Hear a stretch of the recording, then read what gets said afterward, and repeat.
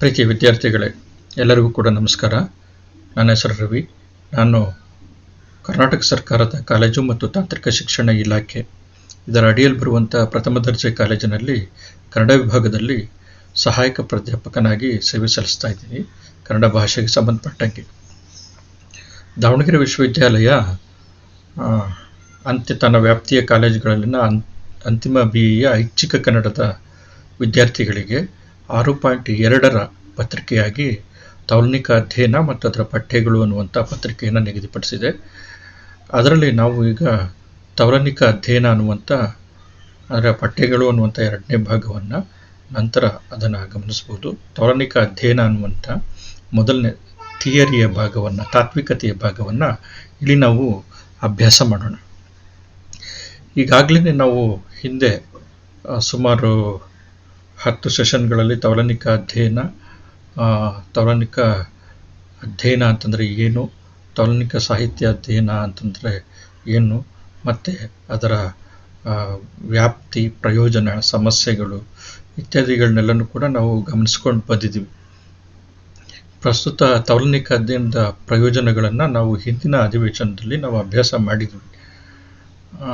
ಅದರಲ್ಲಿ ಅಂತಾರಾಷ್ಟ್ರೀಯ ಒಟ್ಟು ಸಾಹಿತ್ಯದ ಪರಿಚಯ ಆಗುತ್ತೆ ಅನ್ನುವಂಥದ್ದು, ಮತ್ತು ನಮಗೆ ನಮ್ಮ ಜ್ಞಾನ ದಿಗಂತ ಅನ್ನುವಂಥದ್ದು ವಿಸ್ತಾರ ಆಗುತ್ತೆ ಅನ್ನುವಂಥ 2 ಮುಖ್ಯವಾಗಿರುವಂಥ ಅಂಶಗಳ ಬಗ್ಗೆ ನಾವು ಚರ್ಚೆಯನ್ನು ಕೂಡ ನಡೆಸಿದ್ವಿ. ನಂತರ ಇವತ್ತು ಅದೇ ನಾನು ಹಿಂದಿನ ಅಧಿವೇಶನದಲ್ಲೇ ಹೇಳ್ದಂಗೆ ಈ ತೌಲನಿಕ ಸಾಹಿತ್ಯದ ಅಧ್ಯಯನದ ಪ್ರಯೋಜನಗಳು 2 ಸೆಷನ್ಗಳಲ್ಲಿ ನಾನು ಮುಂದುವರಿಸಿದ್ದೀನಿ ಅಂತಂತ ಹೇಳಿದ್ದೆ. ಇದು ನಂತರದ ಸೆಷನ್. ಇಲ್ಲಿನೂ ಕೂಡ ತೌಲನಿಕ ಅಧ್ಯಯನದ ಪ್ರಯೋಜನಗಳ ಒಂದು ಪಟ್ಟಿಯನ್ನು ಕೊಡಲಾಗಿದೆ. ಈಗ ನಾವು ಅದನ್ನು ಮುಂದುವರಿಸ್ಕೊಂಡು ನೋಡೋದಾದರೆ 3ನೇ ಅಂಶ, ನಾವು ತೌಲನಿಕ ಸಾಹಿತ್ಯದ ಅಧ್ಯಯನದ ಪ್ರಯೋಜನಗಳ ಬಗ್ಗೆ 3ನೇ ಅಂಶದ ಬಗ್ಗೆ ನಾವು ಮಾತಾಡಬೇಕು ಅಂತಂದರೆ ಸಮುದಾಯದ ಪ್ರಜ್ಞೆಯ ವಿಕಾಸ ಅನ್ನುವಂಥದ್ದು ಇದರಿಂದ ಆಗುತ್ತೆ ಅನ್ನುವಂಥದ್ದು. ತೌಲನಿಕ ಸಾಹಿತ್ಯದ ಅಧ್ಯಯನ ಅನ್ನುವಂಥದ್ದು ಸಮುದಾಯದ ಪ್ರಜ್ಞೆಯ ವಿಕಾಸಕ್ಕೆ ಕಾರಣ ಆಗುತ್ತೆ ಅನ್ನುವಂಥದ್ದು. ಹೇಗೆ ಕಾರಣ ಆಗುತ್ತೆ? ಈಗಾಗಲೇ ನಾವು ಗಮನಿಸಿದ್ದೇವೆ, ತೌಲನಿಕ ಸಾಹಿತ್ಯ ಅಧ್ಯಯನ ಅಂತಂದರೆ ಏನು ಅಂತಂದ್ಬಿಟ್ಟು ಒಂದಕ್ಕಿಂತ ಹೆಚ್ಚಿನ ಅಂದ ತಕ್ಷಣ ಏನಾಯಿತು ಅಂತಂತಂದರೆ ಬಹುತ್ವ ಅನ್ನುವಂಥದ್ದು ಬಂತು. ಬಹುತ್ವ ಅಂತಂತಂದರೆ ಹಲವು ಅನ್ನುವಂಥದ್ದು. ಹಲವು ಅಂತಂದರೆ ಬಹು ಅಥವಾ ಹಲವು ಅನ್ನುವಂಥದ್ದು. ಹಲವು ಭಾಷೆಗಳು, ಹಲವು ಧರ್ಮಗಳು, ಹಲವು ದೇಶಗಳು, ಹಲವು ಜನಾಂಗಗಳು, ಹಲವು ರೀತಿ ರಿವಾಜುಗಳು, ಹಲವು ಧರ್ಮಗಳು, ಹಲವು ಜಾತಿಗಳು. ಭಾರತದ ಸಂದರ್ಭಕ್ಕೆ ತಕ್ಕಂಗೆ ಇದು ಪಾಶ್ಚಾತ್ಯ ದೇಶಗಳಿಗೆ ಸಂಬಂಧಪಟ್ಟಂಗೆ ಭಿನ್ನ ವರ್ಣೀಯರು, ಈ ರೀತಿಯಾಗಿರುವಂಥ ಹಲವು ಅಥವಾ ಬಹು ದೇಶ, ಭಾಷೆ, ಸಂಸ್ಕೃತಿ, ಆಚಾರ ವಿಚಾರಗಳು, ವರ್ಣ, ಲಿಂಗಭೇದ, ಇದೆಲ್ಲ ವಿಷಯಗಳ ಬಗ್ಗೆ ನಮಗೆ ಸಾಹಿತ್ಯದ ಮುಖಾಂತರ, ತೌಲನಿಕ ಸಾಹಿತ್ಯದ ಅಧ್ಯಯನದ ಮುಖಾಂತರ ನಮಗೆ ಮಾಹಿತಿ ಸಿಗುತ್ತೆ. ಸೊ ಹಾಗಾಗಿ ಏನು ಅಂತಂದರೆ ಸಮುದಾಯವಾಗಿ ನಾವೆಲ್ಲರೂ ಕೂಡ ಒಂದೇ ಅನ್ನುವಂಥ ಭಾವನೆ ನಮಗೆ ಮೂಡಿ ಬರುತ್ತೆ. ಸೊ ಹಾಗಾಗಿ ಏನು ಅಂತಂತಂದರೆ ಭಾರತದಂಥ ಬಹುತ್ವ ಇರುವಂಥ ಅಥವಾ ಬಹು ಆಚಾರ ವಿಚಾರಗಳಿರುವಂಥ, ಬಹು ಧರ್ಮಗಳಿರುವಂಥ, ಬಹು ರೀತಿ ನೀತಿಗಳಿರುವಂಥ, ಬಹು ಜಾತಿಗಳಿರುವಂಥ, ಈ ರೀತಿಯಾಗಿ ನಾನಾ ರೀತಿಯಾಗಿ ಅದು ಎಂಡ್ಲೆಸ್ ಅಂತಂತ ಕರೀತಾರಲ್ಲ, ಕೊನೆ ಇಲ್ಲದ ರೀತಿಯ ಬಹುತ್ವ ಅನ್ನುವಂಥದ್ದು ಇಲ್ಲಿರುವಂಥದ್ದು. ಇವೆಲ್ಲದರ ಪರಿಚಯ ಆಗಿ ಕೊನೆಗೆ ಸಾಹಿತ್ಯ ಅಧ್ಯಯನದ ವಿದ್ಯಾರ್ಥಿಗೆ ಒಂದು ಪ್ರಜ್ಞೆಯ ವಿಕಾಸ ಆಗುತ್ತೆ. ಏನು ಅಂತಂತಂದರೆ ಸಮುದಾಯವಾಗಿ ನಾವೆಲ್ಲರೂ ಕೂಡ ಒಂದು ಅಂತಂತಂದ್ಬಿಟ್ಟು. ಯಾಕೆಂದರೆ ನಾನಾತ್ವದ ಪರಿಚಯ ಆದಾಗ ತನ್ನ ಸಂಕುಚಿತತೆಯನ್ನು ಅವನು ಬಿಟ್ಕೊಡ್ತಾನೆ. ಸೊ ಹಾಗಾಗಿ ಒಂದು ಉದಾರವಾದಿಯಾಗಿರುವಂಥ ಒಂದು ಮಾನವೀಯ ನೆಲೆ ಅನ್ನುವಂಥದ್ದು ಕಂಡು ಬರುತ್ತೆ ಅನ್ನುವಂಥದ್ದು. ಸೊ ಹಾಗಾಗಿ ಏನಂತಂದರೆ ಈ ಬಹುತ್ವ ಅನ್ನುವಂಥದ್ದು ಆಯಾ ಬಹು ಸಮುದಾಯಗಳಲ್ಲಿ, ಸಂಸ್ಕೃತಿಗಳಲ್ಲಿ ರಚನೆಯಾಗಿರುವಂಥ ಸಾಹಿತ್ಯಗಳ ಕೊಡುಕೊಳೆಗಳಿಗೆ, ಆದಾನ ಪ್ರದಾನಗಳಿಗೆ, ಅಧ್ಯಯನಗಳಿಗೆ ಕಾರಣವಾಗುವಂಥ ಕಾರಣದಿಂದ ಇಲ್ಲಿರುವಂಥ ನೋವು, ನಲಿವು, ಮದ, ಮಾತ್ಸರ್ಯ, ಶ್ರೀಮಂತರ ಕ್ರೌರ್ಯ, ದೀನದಲಿತರ ದೈನ್ಯ ಇತ್ಯಾದಿಗಳೆಲ್ಲನೂ ಕೂಡ ಅವೆಲ್ಲನೂ ಕೂಡ ಇನ್ನೊಂದು ಸಾಹಿತ್ಯದಲ್ಲೂ ಕೂಡ ಅದೇ ಥರ ಇದೆಯಲ್ಲ ಅಂತಂದ್ಬಿಟ್ಟು. ಅಂದರೆ ಅವುಗಳಲ್ಲಿ ಸಮಾನತೆ ಇಲ್ಲದೆ ಇದ್ರೂ ಕೂಡ ಸಮಾನ ಅಂಶಗಳು ಬಹುತೇಕ ಇರುತ್ತೆ. ಇದನ್ನು ನಾನು ಮತ್ತೆ ಮತ್ತೆ ಹೇಳ್ತಾ ಬಂದಿದ್ದೀನಿ. ಸೊ ಅಂದರೆ ಸಮಾನತೆಯ ಅಂಶಗಳು ಕೆಲವೊಂದು ಸತಿ ಕಡಿಮೆ ಇರ್ಬೋದು, ಹೆಚ್ಚಿರ್ಬೋದು, ಆದರೆ ಸಮಾನ ಅಂಶಗಳು ಬಹುತೇಕ ಇರುತ್ತೆ. ಎಲ್ಲ ಸಾಹಿತ್ಯಗಳಲ್ಲಿ ಮನುಷ್ಯರ ನೋವು, ನಲಿವು, ಅವನ ಅಸ್ತಿತ್ವ, ಅವನ ಧಿಮಾಕು, ಅವನ ಅವನ ಇದು ಉದಾರತನ, ಅವನ ಸಹಿಷ್ಣುತೆ, ದೌರ್ಜನ್ಯ, ಅಂತಃಕರಣ, ಇವುಗಳೇ ಸಾಹಿತ್ಯದ ವಸ್ತುಗಳು. ಸೊ ಹಾಗಾಗಿ ಅಂದರೆ ಜೀವನಕ್ಕೆ ಸಂಬಂಧಪಟ್ಟಿರುವಂಥ ಎಲ್ಲ ಅಂಶಗಳು ಕೂಡ ಸಾಹಿತ್ಯದ ವಸ್ತುಗಳೇ. ಸೊ ಹಾಗಾಗಿ ಬಹು ಸಂಸ್ಕೃತಿ ಇರುವಂಥ, ಬಹು ಭಾಷೆ ಇರುವಂಥ, ಬಹು ಸಮಾಜಗಳ ಅಸ್ತಿತ್ವದಲ್ಲಿರುವಂಥ ಸಾಹಿತ್ಯದಲ್ಲಿ, ಅಲ್ಲೇ ಆ ಸಂದರ್ಭದ ಆ ಪರಿಸರದಲ್ಲಿ ರೂಪುಗೊಂಡಿರುವಂಥ ಸಾಹಿತ್ಯದಲ್ಲಿ ಈ ಎಲ್ಲ ಮಾನವೀಯವಾಗಿರುವಂಥ ಅಂಶಗಳು ಕಂಡುಬರುತ್ತೆ. ಸೊ ಅವುಗಳನ್ನು ಅಧ್ಯಯನ ಮಾಡಿದಂಥ ಬೇರೆ ಬೇರೆ ಸಮುದಾಯದವರು, ಬೇರೆ ಬೇರೆ ಜನಾಂಗದವರು, ಬೇರೆ ಬೇರೆ ಧರ್ಮದವರು, ಬೇರೆ ಬೇರೆ ಭಾಷೆಯವರು, ಬೇರೆ ಬೇರೆ ಸಾಹಿತ್ಯಿಕ ಹಿನ್ನೆಲೆಯವರು ಅದರಲ್ಲಿ ಹೋಲಿಕೆಯನ್ನು ಕಾಣ್ತಾರೆ, ಸಮಾನ ಅಂಶಗಳನ್ನು ಕಾಣ್ತಾರೆ. ಸೊ ಹಾಗಾಗಿ ಎಲ್ಲರ ಕಷ್ಟ ಸುಖಗಳು ಒಂದು ಅನ್ನುವಂಥ ಒಂದು ಪ್ರಜ್ಞೆ ಅನ್ನುವಂಥದ್ದು ಅವರಲ್ಲಿ ಉದಯಿಸುತ್ತೆ. ಆಗ ಅವರು ಒಂದು ರೀತಿಯ ಅಂದರೆ ಮನುಷ್ಯ ಸಮಾಜವಾಗಿ ನಾವೆಲ್ಲರೂ ಕೂಡ ಒಂದೇ ಥರದ ಕಷ್ಟ ಸುಖಗಳನ್ನು ಅನುಭವಿಸ್ತಾ ಇದ್ದೀವಿ, ಎದುರಿಸ್ತಾ ಇದ್ದೀವಿ ಅಂತಂತಂದ್ಬಿಟ್ಟು ಅವರು ತಮ್ಮಲ್ಲಿರುವಂಥ ಮದವನ್ನು, ಮತ್ಸರವನ್ನು, ಎದುರುಗಡೆ ಕಾಣ್ತಾ ಇರುವಂಥ, ಸಮಾಜದಲ್ಲಿ ಕಾಣ್ತಾ ಇರುವಂಥ ಕೆಲವರ ಧಿಮಾಕು, ಕೆಲವರ ಅಹಂಕಾರ, ಕೆಲವರು ನಾನು ಅನ್ನುವಂಥದ್ದು, ಕೆಲವರ ಅಂತಃಕರಣ, ಕೆಲವರ ಪ್ರೀತಿ, ಕೆಲವರ ಸಹಿಷ್ಣುತೆ, ಬಾಂಧವ್ಯ, ಶ್ರದ್ಧೆ, ನಿಷ್ಠೆ ಎಲ್ಲನೂ ಕೂಡ ಸಮಾಜದಲ್ಲಿರುತ್ತೆ. ಇದು ಸಮಾಜದಲ್ಲಿರುವಂಥ ಯಥಾವತ್ತಾಗಿರುವಂಥ ಪ್ರತಿಬಿಂಬ ಮತ್ತು ಗತಿಬಿಂಬ ಎರಡನ್ನೂ ಕೂಡ ಎಲ್ಲಿರುತ್ತೆ ಅಂತಂದರೆ ಸಾಹಿತ್ಯದಲ್ಲಿರುತ್ತೆ. ಸೊ ಪರಿವರ್ತನೆ ಸಮಾಜದಲ್ಲಿ ಆಗ್ತಾ ಇರುವಂಥ ಪರಿವರ್ತನೆಗಳು, ಸಮಾಜದಲ್ಲಿರುವಂಥ ಸ್ಥಿತಿಗತಿಗಳೆಲ್ಲನೂ ಕೂಡ ತೌಲನಿಕ ಸಾಹಿತ್ಯದಲ್ಲಿ ಅಭ್ಯಾಸ ಮಾಡ್ತಾ ಮನುಷ್ಯರ ಮನಸ್ಸು ಉದಾರವಾಗುತ್ತೆ. ಸಾಮುದಾಯಿಕ ಪ್ರಜ್ಞೆ ಅನ್ನುವಂಥದ್ದು ಆ್ಯಕ್ಚುಲಿ ಅವನಿಗೆ ಉಂಟಾಗೋದಕ್ಕೆ ಇದು ಕಾರಣ ಆಗುತ್ತೆ. ಸೊ ಹಾಗಾಗಿ ಬಹುಭಾಷಾ ರಾಷ್ಟ್ರದಲ್ಲಿ ರಾಷ್ಟ್ರೀಯತೆ ಅನ್ನುವಂಥದ್ದು ಸಮತೋಲಿತವಾಗಿ ಇರಬೇಕು ಅಂತಂತಂದರೆ ನೋಡ್ರಿ, ಸಾಮುದಾಯಿಕ ಪ್ರಜ್ಞೆ ಹೆಂಗೆ ಬರುತ್ತೆ ಅನ್ನುವಂಥದ್ದು. ಬಹುಭಾಷಾ ರಾಷ್ಟ್ರದಲ್ಲಿ ನೋಡ್ರಿ, ಭಾರತನೇ ನಾವು ಸಮುದಾಯವಾಗಿ ನಾವೆಲ್ಲರೂ ಕೂಡ ಒಂದು ಅನ್ನುವಂಥದ್ದು, ನಾವು ಭಾರತೀಯರು, ವಿ ಆರ್ ಇಂಡಿಯನ್ಸ್ ಅನ್ನುವಂಥ ಮನೋಭಾವನೆ ನಮ್ಮಲ್ಲಿದೆ. ಸೊ ಯಾಕಿದೆ ಅಂತಂತಂದರೆ ನಮಗೆ ಏನಂತಂತಂದರೆ ನಾವು ಅಲ್ಪ ಸ್ವಲ್ಪ ಆದ್ರೂ ಕೂಡ ಬೇರೆ ಬೇರೆ, ನಮಗೆ ಟ್ಯಾಗೋರ್ ಗೊತ್ತು, ಕಾಳಿದಾಸ ಗೊತ್ತು, ನಮಗೆ ವ್ಯಾಸ ಗೊತ್ತು, ನಮಗೆ ಪೈಗಂಬರನ ಹೆಸರು ಗೊತ್ತು, ಕ್ರಿಸ್ತನ ಕೆಲವು ಕಥೆಗಳು ಗೊತ್ತು, ವಿವೇಕಾನಂದರು, ರಾಮಕೃಷ್ಣ ಪರಮಹಂಸರ ಬಗ್ಗೆ ಗೊತ್ತು.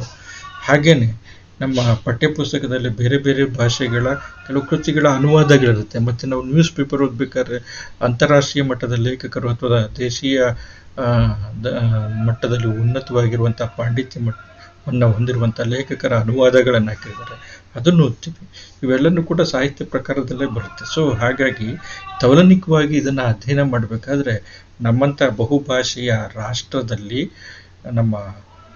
ನಾವೆಲ್ಲರೂ ಕೂಡ ಒಂದು ಅನ್ನುವಂಥ ಭಾವನೆಯನ್ನು ಮೂಡಿಸುತ್ತೆ ಈ ತೌಲನಿಕ ಸಾಹಿತ್ಯದ ಅಧ್ಯಯನ. ಮತ್ತು ನಮ್ಮ ರಾಷ್ಟ್ರೀಯತೆ ಅನ್ನುವಂಥದ್ದು ಒಂದು ಸಮತೋಲನದಲ್ಲಿ ಉತ್ತರದಿಂದ ದಕ್ಷಿಣದವರೆಗೆ, ಪೂರ್ವದಿಂದ ಪಶ್ಚಿಮದವರೆಗಿರುವಂಥ ಎಲ್ಲ ನಾಗರಿಕರಲ್ಲಿ ಒಂದು ಸಮತೋಲನವಾಗಿರುವಂಥ ರಾಷ್ಟ್ರೀಯ ಪ್ರಜ್ಞೆ ಅನ್ನುವಂಥದ್ದು ಬೆಳೆಸೋದಕ್ಕೆ ನೆರವಾಗುತ್ತೆ. ಇನ್ ಕೇಸ್ ಆ ಥರ ಇಲ್ಲ ಅಂತಂದರೆ ತೌಲನಿಕ ಸಾಹಿತ್ಯದ ಅಧ್ಯಯನ ಅಲ್ಲಿ ಸಮರ್ಪಕವಾಗಿ ಆಗಿಲ್ಲ ಅಂತಂತ ಅರ್ಥ. ಉಗ್ರವಾಗಿರುವಂಥ ರಾಷ್ಟ್ರಾಭಿಮಾನ ಅಥವಾ ದುರಭಿಮಾನ ಅನ್ನುವಂಥದ್ದು, ರಾಷ್ಟ್ರೀಯತೆ ಹೆಸರಿನಲ್ಲಿ ಇನ್ನೊಬ್ಬರ ಮೇಲೆ ಹಲ್ಲೆ ಮಾಡುವಂಥದ್ದು, ಹತ್ಯೆ ಮಾಡುವಂಥದ್ದು, ಈ ಥರದ್ದೆಲ್ಲ ನಡೀತಾ ಇದೆ ಅಂತಂತಂದರೆ ಅಲ್ಲಿ ತೌಲನಿಕ ಸಾಹಿತ್ಯಕ್ಕೆ ಆ್ಯಕ್ಚುಲಿ ಮಾನ್ಯತೆ ಸರಿಯಾಗಿ ಸಿಕ್ಕಿಲ್ಲ. ಸಾಹಿತ್ಯದ ಅಧ್ಯಯನ ಅಲ್ಲಿ ಸಮರ್ಪಕವಾಗಿ, ತೌಲನಿಕ ಸಾಹಿತ್ಯದ ಅಧ್ಯಯನ ಸಮರ್ಪಕವಾಗಿ ಆಗ್ತಾ ಇಲ್ಲ ಅಂತಂತ ಅರ್ಥ. ಸೊ ಹಾಗಾಗಿ ಭಾವೈಕ್ಯತೆ ಅನ್ನುವಂಥದ್ದು ಏನಾದರೂ ವಿಕಾಸ ಆಗಬೇಕು ಅಂತಂದರೆ ಅದಕ್ಕೆ ತೌಲನಿಕ ಅಧ್ಯಯನನೇ ಅತ್ಯಂತ ಉತ್ತಮವಾಗಿರುವಂಥ ಮಾರ್ಗ, ಅದನ್ನು ರಾಜಮಾರ್ಗ ಅಂತಂತ ಕರೆಯಲಾಗಿದೆ. ಹಾಗಾಗಿ ಏನಂತಂತಂದರೆ ನಾವೆಲ್ಲರೂ ಕೂಡ ನಮ್ಮ ವಿಭಿನ್ನತೆಗಳ ನಡುವೆನೂ ಕೂಡ, ನಮ್ಮ ವೈವಿಧ್ಯತೆಗಳ ನಡುವೆನೂ ಕೂಡ, ನಮ್ಮ ಅನನ್ಯತೆಗಳ ನಡುವೆನೂ ಕೂಡ ಮನುಷ್ಯರಾಗಿ ನಾವೆಲ್ಲರೂ ಕೂಡ ಒಂದು ಅನ್ನುವಂಥ ಭಾವನೆಯನ್ನು ಮೂಡಿಸುವಂಥದ್ದು ತೌಲನಿಕ ಸಾಹಿತ್ಯ. ಸೊ ಹಾಗಾಗಿ ಇದು ಸಮುದಾಯ ಪ್ರಜ್ಞೆಯನ್ನು ಬೆಳೆಸೋದಕ್ಕೆ ಅತ್ಯಂತ ಮುಖ್ಯವಾಗಿರುವಂಥ ಪಾತ್ರವನ್ನು ವಹಿಸುತ್ತೆ ಅನ್ನುವಂಥದ್ದು. ನಂತರ ಏನು ಅಂತಂತಂದರೆ ಅನ್ಯ ದೇಶದ ಸಾಹಿತ್ಯಗಳ ಪರಿಚಯ ಆಗುತ್ತೆ. ನಾವು ಮೊದಲಿಂದನೂ ಕೂಡ ಮೊದಲನೇ ಸೆಷನ್ನಿಂದನೂ ಕೂಡ ನಾವು ಕೇಳ್ಕೊಂಡೇ ಬಂದಿದ್ದೀವಿ, ಅನ್ಯ ದೇಶದ ಸಾಹಿತ್ಯದ ಪರಿಚಯ ಆಗುತ್ತೆ ನಮಗೆ ಅಂತನ್ನುವಂಥದ್ದು. ತೌಲನಿಕ ಸಾಹಿತ್ಯ ಅನ್ನುವಂಥದ್ದು ಹೆಸರೇ ಹೇಳ್ತಾ ಇರೋಂಗೆ ಎರಡಕ್ಕಿಂತ ಹೆಚ್ಚಿನ ಭಾಷೆಗಳ ಸಾಹಿತ್ಯದ ಅಧ್ಯಯನ. ಇಲ್ಲಿ ಅನ್ಯ ದೇಶದ ಅಥವಾ ದೇಶೀಯವಾಗಿಯೇ ಅನ್ಯ ಭಾಷೆಯ ಎರಡು ರೀತಿಯಿಂದ ತೆಗೆದುಕೊಳ್ಬೋದು. ಒಂದೇ ದೇಶದಲ್ಲಿರುವಂಥ ಭಿನ್ನ ಭಿನ್ನ ಭಾಷೆಗಳ ಸಾಹಿತ್ಯದ ಪರಿಚಯನೂ ಕೂಡ ಆಗುತ್ತೆ. ಮತ್ತು ಇಲ್ಲಿ ನಮಗೆ ಮುಖ್ಯವಾಗಿರುವಂಥದ್ದು ಅಧ್ಯಯನಕ್ಕೆ ಸಂಬಂಧಪಟ್ಟಂಗೆ ಬೇರೆ ದೇಶದ ಸಾಹಿತ್ಯಗಳ ಪರಿಚಯನೂ ಕೂಡ ಆಗುತ್ತೆ. ಈಗಾಗಲೇ ನಾವು ತಿಳ್ಕೊಂಡಿದ್ದೀವಿ ಏನು ಅಂತಂದರೆ ತೌಲನಿಕ ಸಾಹಿತ್ಯ ಅಂತಂತಂದರೆ ಒಂದಕ್ಕಿಂತ ಹೆಚ್ಚಿನ ಭಾಷೆಯ ಅಥವಾ ಭಾಷೆಗಳ ಸಾಹಿತ್ಯಗಳ ಅಧ್ಯಯನ ಅನ್ನುವಂಥದ್ದು. ಈಗ ನಾನು AR ಕೃಷ್ಣಶಾಸ್ತ್ರಿಯವರು ಕನ್ನಡದ ಆ್ಯಕ್ಚುಲಿ ಆದ್ಯ ಇಬ್ಬರು ಅಶ್ವಿನಿ ಕುಮಾರರು ಅಂತಂತ ಹೇಳ್ತಾರೆ. ಕನ್ನಡದ ಅಶ್ವಿನಿ ಕುಮಾರರು ಅಂತಂದ್ಬಿಟ್ಟು, ಅಶ್ವಿನಿ ದೇವತೆಗಳು ಅಂತಂದ್ಬಿಟ್ಟು BM ಶ್ರೀಕಂಠಯ್ಯ ಮತ್ತು AR ಕೃಷ್ಣಶಾಸ್ತ್ರಿ ಅಂತ ವಚನ ಭಾರತ ಅನ್ನುವಂಥ ಒಂದು ಅತ್ಯುತ್ತಮವಾಗಿರುವಂಥ, ಅತ್ಯಂತ ಸುಲಭವಾಗಿರುವಂಥ, ಅತ್ಯಂತ ಸುಂದರವಾಗಿರುವಂಥ ಕನ್ನಡದಲ್ಲಿ ಅವರು ಮಹಾಭಾರತವನ್ನು ಗದ್ಯ ರೂಪದಲ್ಲಿ ಬರೆದಿದ್ದಾರೆ. AR ಕೃಷ್ಣಶಾಸ್ತ್ರಿ ವಚನ ಭಾರತ ಅಂತ. ಪ್ರತಿಯೊಬ್ಬ ಕನ್ನಡ ಸಾಹಿತ್ಯದ ವಿದ್ಯಾರ್ಥಿನೂ ಕೂಡ ಅದನ್ನು ಓದಬೇಕು. ತುಂಬ ಸರಳವಾಗಿದೆ, ಮಧ್ಯಮ ಗಾತ್ರದ ಗ್ರಂಥ ಅದು. ಅವರು ಬಂಕಿಮಚಂದ್ರ ಅನ್ನುವಂಥ ಬಂಗಾಳಿ ಭಾಷೆಯ ಒಬ್ಬ ಪ್ರಮುಖರಾಗಿರುವಂಥ ಲೇಖಕ. ಬಂಕಿಮಚಂದ್ರ ಅನ್ನುವಂಥ ಒಂದು ಕೃತಿಯನ್ನು ಬರೆದಿದ್ದಾರೆ. ಅದಕ್ಕೆ ಕೇಂದ್ರ ಸಾಹಿತ್ಯ ಅಕಾಡೆಮಿ ಪ್ರಶಸ್ತಿನೂ ಕೂಡ ಸಿಕ್ಕಿದೆ. ಅದಕ್ಕೋಸ್ಕರ ಅವರು ಬಂಗಾಳಿಯನ್ನು ಕಲಿತಾರೆ AR ಕೃಷ್ಣಶಾಸ್ತ್ರಿಗಳು. ಸೊ ಈಗ ದೇಶದ ಒಳಗಡೆನೆ ಮತ್ತೊಂದು ಭಾಷೆಯನ್ನು ಕಲಿಯುವಂಥದ್ದು, ಅಂದರೆ ಮತ್ತೊಂದು ಭಾಷೆಗೆ ಪರಿಚಯ ಆಗುತ್ತೆ. ಸೊ ಈ ರೀತಿ ಈಗ ಪೂತಿನ ಅವರಿಗೆ ತಮಿಳು ಭಾಷೆ ಗೊತ್ತಿತ್ತು, GP ರಾಜರತ್ನಂ ಅವರಿಗೆ ತೆಲುಗು ಭಾಷೆ ಗೊತ್ತಿತ್ತು, ಹಂಗೆ ಬೇಂದ್ರೆ ಅವರಿಗೆ ಮರಾಠಿ ಭಾಷೆ ಗೊತ್ತಿತ್ತು. ಈ ಥರ ಬೇರೆ ಬೇರೆ KS ನಿಸಾರ್ ಅಹಮದ್ ಅವರಿಗೆ ಉರ್ದು ಭಾಷೆ, ಇಂಗ್ಲೀಷ್ ಭಾಷೆ, ಕನ್ನಡ ಭಾಷೆ ಎಲ್ಲನೂ ಕೂಡ. ಮತ್ತು ನಮ್ಮ ಆಗಿನ ಬಹುತೇಕ ವಿದ್ವಾಂಸರು ಇಂಗ್ಲೀಷ್ ಸಾಹಿತ್ಯದಲ್ಲಿ ಇಂಗ್ಲೀಷು ಪ್ರಾಧ್ಯಾಪಕರಷ್ಟೇ ಅಥವಾ ಅವರನ್ನು ಮೀರಿಸಿದಂಥ ವಿಷಯ ತಜ್ಞರಾಗಿದ್ದರು. ಸೊ ಹಾಗಾಗಿ ಮತ್ತು ಸಂಸ್ಕೃತದಲ್ಲೂ ಕೂಡ ಪಾಂಡಿತ್ಯವನ್ನು ಪಡೆದಿದ್ದರು. ಸೊ ಬಹುಭಾಷೆಯ ಪರಿಣತರು ಆಗಿ ಅವರಿಗೆ ಒಂದು ಉದಾರವಾಗಿರುವಂಥ ಒಂದು ಮನೋಧರ್ಮ ಅವರಿಗೆ ಸಿದ್ಧಿಸಿತ್ತು. ಯಾಕೆ ಅಂತಂದರೆ ಬೇರೆ ಬೇರೆ ಭಾಷೆಗಳ ಅಧ್ಯಯನ, ಬೇರೆ ಬೇರೆ ಸಾಹಿತ್ಯಗಳ ಅಧ್ಯಯನ ಅದರಿಂದ ಅವರಿಗೆ ಸಾಧ್ಯವಾಗಿತ್ತು. ಸೊ ಇಲ್ಲಿ ಏನು ಅಂತಂತಂದರೆ ಅನ್ಯ ದೇಶದ ಸಾಹಿತ್ಯಗಳ ಪರಿಚಯ ಅಂತಂದರೆ ಇದೇ ಥರ ಇದರ ವ್ಯಾಪ್ತಿ ಸ್ವಲ್ಪ ವಿಸ್ತಾರ ಆಗುತ್ತೆ. ಏನಂತಂದರೆ ಬೇರೆ ದೇಶಗಳ ಸಾಹಿತ್ಯದ ಪರಿಚಯ. ನೋಡ್ರಿ, ನಾನು ಪ್ರಾರಂಭದಲ್ಲಿ ಹೇಳಿದ್ದೆ ಫ್ರೆಂಚ್ ಆದ್ಯ ತೌಲನಕಾರ ಅಂತ ಹೆಸರಾಗಿರುವಂಥ ಅಥವಾ ಫ್ರೆಂಚ್ ಪಂಥ ಅಂದರೆ ಪ್ರಾರಂಭದ ತೌಲನಕಾರನಾಗಿರುವಂಥ ತೌಲನ ಸಾಹಿತ್ಯದ ಅಥವಾ ತೌಲನಿಕ ಸಾಹಿತ್ಯ ಅಧ್ಯಯನದ ಪಿತಾಮಹ ಅಂತ ಹೇಳುವಂಥ ಆಂಪಿಯರ್ ಅನ್ನುವಂಥವನು ಜರ್ಮನಿಯ ವಿದ್ವಾಂಸ ಗಯಟೆಯ ಜೊತೆ ಸಂಪರ್ಕ ಇಟ್ಕೊಂಡಿದ್ದ. ಅಂದರೆ ಗಯಟೆಯ ಮಾರ್ಗದರ್ಶನವನ್ನು ಪಡಿತಾ ಇದ್ದ. ಅವನಿಂದ ತೌಲನಿಕ ಸಾಹಿತ್ಯದ ಅಧ್ಯಯನ ಬಗ್ಗೆ ತಿಳುವಳಿಕೆಯನ್ನು ಪಡಿತಾ ಇದ್ದ. ಸೊ ನಾವು ಬಹುಶಃ ಊಹಿಸೋದಕ್ಕೆ ಸಾಧ್ಯ ಇದೆ ಏನು ಅಂತಂತಂದರೆ ಗಯಟೆಯ ಅತ್ಯಂತ ವಿಶ್ವಪ್ರಸಿದ್ಧವಾಗಿರುವಂಥ ಕೃತಿ ಫೌಸ್ಟ್ ಅನ್ನುವಂಥ ಕೃತಿಯನ್ನು ಗಯಟೆ ಓದಿರೋದಕ್ಕೆ ಸಾಹಿತ್ಯ ಅಂದರೆ ಸಾಧ್ಯ ಇದೆ ಅನ್ನುವಂಥದ್ದು. ಮತ್ತು ಇನ್ನೊಂದು ಏನಂತಂದರೆ ವಾಲ್ಟ್ ವಿಟ್ಮನ್ ಹುಲ್ಲಿನ ದಳಗಳು ಅಂತಂದ್ಬಿಟ್ಟು, ಆಮೇಲೆ ವಾಲ್ಡನ್ ಹೆನ್ರಿ ಥೋರೋ ಇವರ ವಾಲ್ಡನ್ ಅನ್ನುವಂಥ ಕೃತಿ, ಶೇಕ್ಸ್ಪಿಯರ್ನ ನಾಟಕಗಳು, ವರ್ಡ್ಸ್ವರ್ತ್ನ ಕೃತಿಗಳು, ಮ್ಯಾಥ್ಯೂ ಆರ್ನಾಲ್ಡ್ನ ಲೇಖನಗಳು, ಜಾರ್ಜ್ ಬರ್ನಾರ್ಡ್ ಶಾನ ನಾಟಕಗಳು, ಸೊ ಆಮೇಲೆ ಚಾರ್ಲ್ಸ್ ಬೋದಿಲೇರ್ನ ಕವಿತೆಗಳು. ಸೊ ಇವೆಲ್ಲನೂ ಕೂಡ ಏನಂತಂತಂದರೆ ಅಧ್ಯಯನ ಮಾಡೋದಕ್ಕೆ ಸಾಧ್ಯ ಆಗುತ್ತೆ ಅನ್ಯ ದೇಶದ ಸಾಹಿತ್ಯಕ್ಕೆ ಸಂಬಂಧಪಟ್ಟಂಗೆ. ಸೊ ಇದರಿಂದ ವಿಶ್ವ ಸಾಹಿತ್ಯದ ಪರಿಚಯ ಆಗುತ್ತೆ ನಮಗೆ. ನಾವು ಅನ್ಯ ದೇಶದ ಸಾಹಿತ್ಯದ ಪರಿಚಯದ ಹೆಸರಿನಲ್ಲಿ ತವಲನಿಕ ಅಧ್ಯಯನಕಾರರು ಬೇರೆ ಬೇರೆ ರಾಷ್ಟ್ರದ ಬೇರೆ ಬೇರೆ ಭಾಷೆಗಳ ಸಾಹಿತ್ಯದ ಪರಿಚಯವನ್ನು ಮಾಡ್ಕೊಳ್ಳೋದಕ್ಕೆ ಇಲ್ಲಿ ಸಾಧ್ಯ ಆಗುತ್ತೆ. ಮತ್ತು ಈಗಾಗಲೇ ಹೇಳ್ದಂಗೆ ತವಲನಿಕ ಸಾಹಿತ್ಯ ಅಂದರೆ ಒಂದಕ್ಕಿಂತ ಹೆಚ್ಚಿನದು ಅಥವಾ ಎರಡು ಅಥವಾ ಅದಕ್ಕಿಂತ ಹೆಚ್ಚಿನದು ಅಂತಂತ ಹೇಳಲಾಗಿದೆ. ಸೊ ಹಾಗಾಗಿ ನಾವು ನಮ್ಮ ಭಾಷೆಯನ್ನು ಕಲಿತ್ಕೊಂಡು ನಂತರ ಏನು ಅಂತಂತಂದರೆ ಅನ್ಯ ಭಾಷೆ ಅದು ಯಾವುದಾದ್ರೂ ಆಗಿರಲಿ, ಇಂಗ್ಲೀಷ್ ಆಗಿರಲಿ ಅಥವಾ ಹಿಂದಿ, ನಮ್ಮ ದೇಶಕ್ಕೆ ಸಂಬಂಧಪಟ್ಟ ಹಿಂದಿ ಆಗಿರಲಿ, ತಮಿಳಾಗಿರಲಿ, ತೆಲುಗಾಗಿರಲಿ, ಅಥವಾ ಬೇರೆ ಭಾಷೆ ಬೇರೆ ರಾಷ್ಟ್ರಕ್ಕೆ ಸಂಬಂಧಪಟ್ಟಂಗೆ ಸ್ಪ್ಯಾನಿಷ್ ಆಗಿರಲಿ ಅಥವಾ ರೋಮನ್ ಭಾಷೆ ಆಗಿರಲಿ, ರಷ್ಯನ್ ಭಾಷೆ ಆಗಿರಲಿ, ಚೈನಾ ಭಾಷೆ ಆಗಿರಲಿ, ಅಥವಾ ಬೇರೆ ಬೇರೆ ವಿಶ್ವದಲ್ಲಿರುವಂಥ ಬೇರೆ ಬೇರೆ ಭಾಷೆಗಳು, ಫಾರ್ ಎಕ್ಸಾಂಪಲ್ ಆಫ್ರಿಕನ್ ಬುಡಕಟ್ಟು ಭಾಷೆಗಳು, ಸಾವಿರಾರು ಬುಡಕಟ್ಟು ಭಾಷೆಗಳಿದೆ ಅಲ್ಲಿ. ಸೊ ಅದರಲ್ಲಿ ಯಾವುದಾದ್ರೂ ಭಾಷೆಗಳನ್ನು ಕಲ್ತಿರುವಂಥದ್ದಿರಲಿ ಅಥವಾ ರಷ್ಯನ್ ಭಾಷೆ ಆಗಿರಲಿ. ಸೊ ಈ ಎಲ್ಲ ಭಾಷೆಗಳು. ಮತ್ತು ಇನ್ನೊಂದೇನಂತಂದರೆ ಇಲ್ಲಿ ನಮಗೆ ಅನ್ಯ ದೇಶದ ಸಾಹಿತ್ಯದ ಪರಿಚಯ ಆ ಭಾಷೆಯನ್ನು ಕಲಿತೇ ಆಗಬೇಕು ಅನ್ನುವಂಥದ್ದಿಲ್ಲ. ಇತ್ತೀಚೆಗೆ ಇನ್ನೊಂದು ಸೌಲಭ್ಯನೂ ಕೂಡ ಇದೆ, ಏನು ಅಂತಂದರೆ ಅನುವಾದದ ಸೌಲಭ್ಯ. ಸೊ ಹಾಗಾಗಿ ಏನು ಅಂತಂದರೆ ಆಯಾ ರಾಷ್ಟ್ರದ ಮುಖ್ಯವಾಗಿರುವಂಥ ಸಾಹಿತ್ಯ ಕೃತಿಗಳು ಅಂತ ಗುರುತಿಸಲಾಗಿರುವಂಥದ್ದು ವಿಶ್ವದ ಬಹುತೇಕ ಭಾಷೆಗಳಿಗೆ ಅನುವಾದಗೊಳ್ತಾ ಇದ್ದಾವೆ. ಫಾರ್ ಎಕ್ಸಾಂಪಲ್ ಟ್ಯಾಗೋರರ ಗೀತಾಂಜಲಿನೇ ವಿಶ್ವದ ಬಹುತೇಕ ಭಾಷೆಗಳಿಗೆ ಅನುವಾದ ಆಗಿದೆ. ಸೊ ಹಾಗಾಗಿ ಮತ್ತು ಶೇಕ್ಸ್ಪಿಯರ್ನ ನಾಟಕಗಳು ವಿಶ್ವದ ಹಲವಾರು ಭಾಷೆಗಳಿಗೆ, ಕನ್ನಡಕ್ಕೂ ಕೂಡ ಅನುವಾದ ಆಗಿದೆ. ಆಮೇಲೆ ವಾಲ್ಟ್ ವಿಟ್ಮನ್ನ ಲೀವ್ಸ್ ಆಫ್ ಗ್ರಾಸ್ ಅಂತ ಹೇಳ್ತೀವಲ್ವ, ಅಥವಾ ಹುಲ್ಲಿನ ದಳಗಳು ಅಂತಂತ ಹೇಳ್ತೀವಿ, ಅದನ್ನು ಗೋಪಾಲಕೃಷ್ಣ ಅಡಿಗರು ಮಾಡಿದ್ದಾರೆ. ಸೊ ಹಾಗಾಗಿ ಈ ಥರ ಚಾರ್ಲ್ಸ್ ಬೋದಿಲೇರನ ಕಾವ್ಯವನ್ನು ಪಿ ಲಂಕೇಶ್ ಅವರು ಟ್ರಾನ್ಸ್ಲೇಷನ್ ಮಾಡಿದ್ದಾರೆ.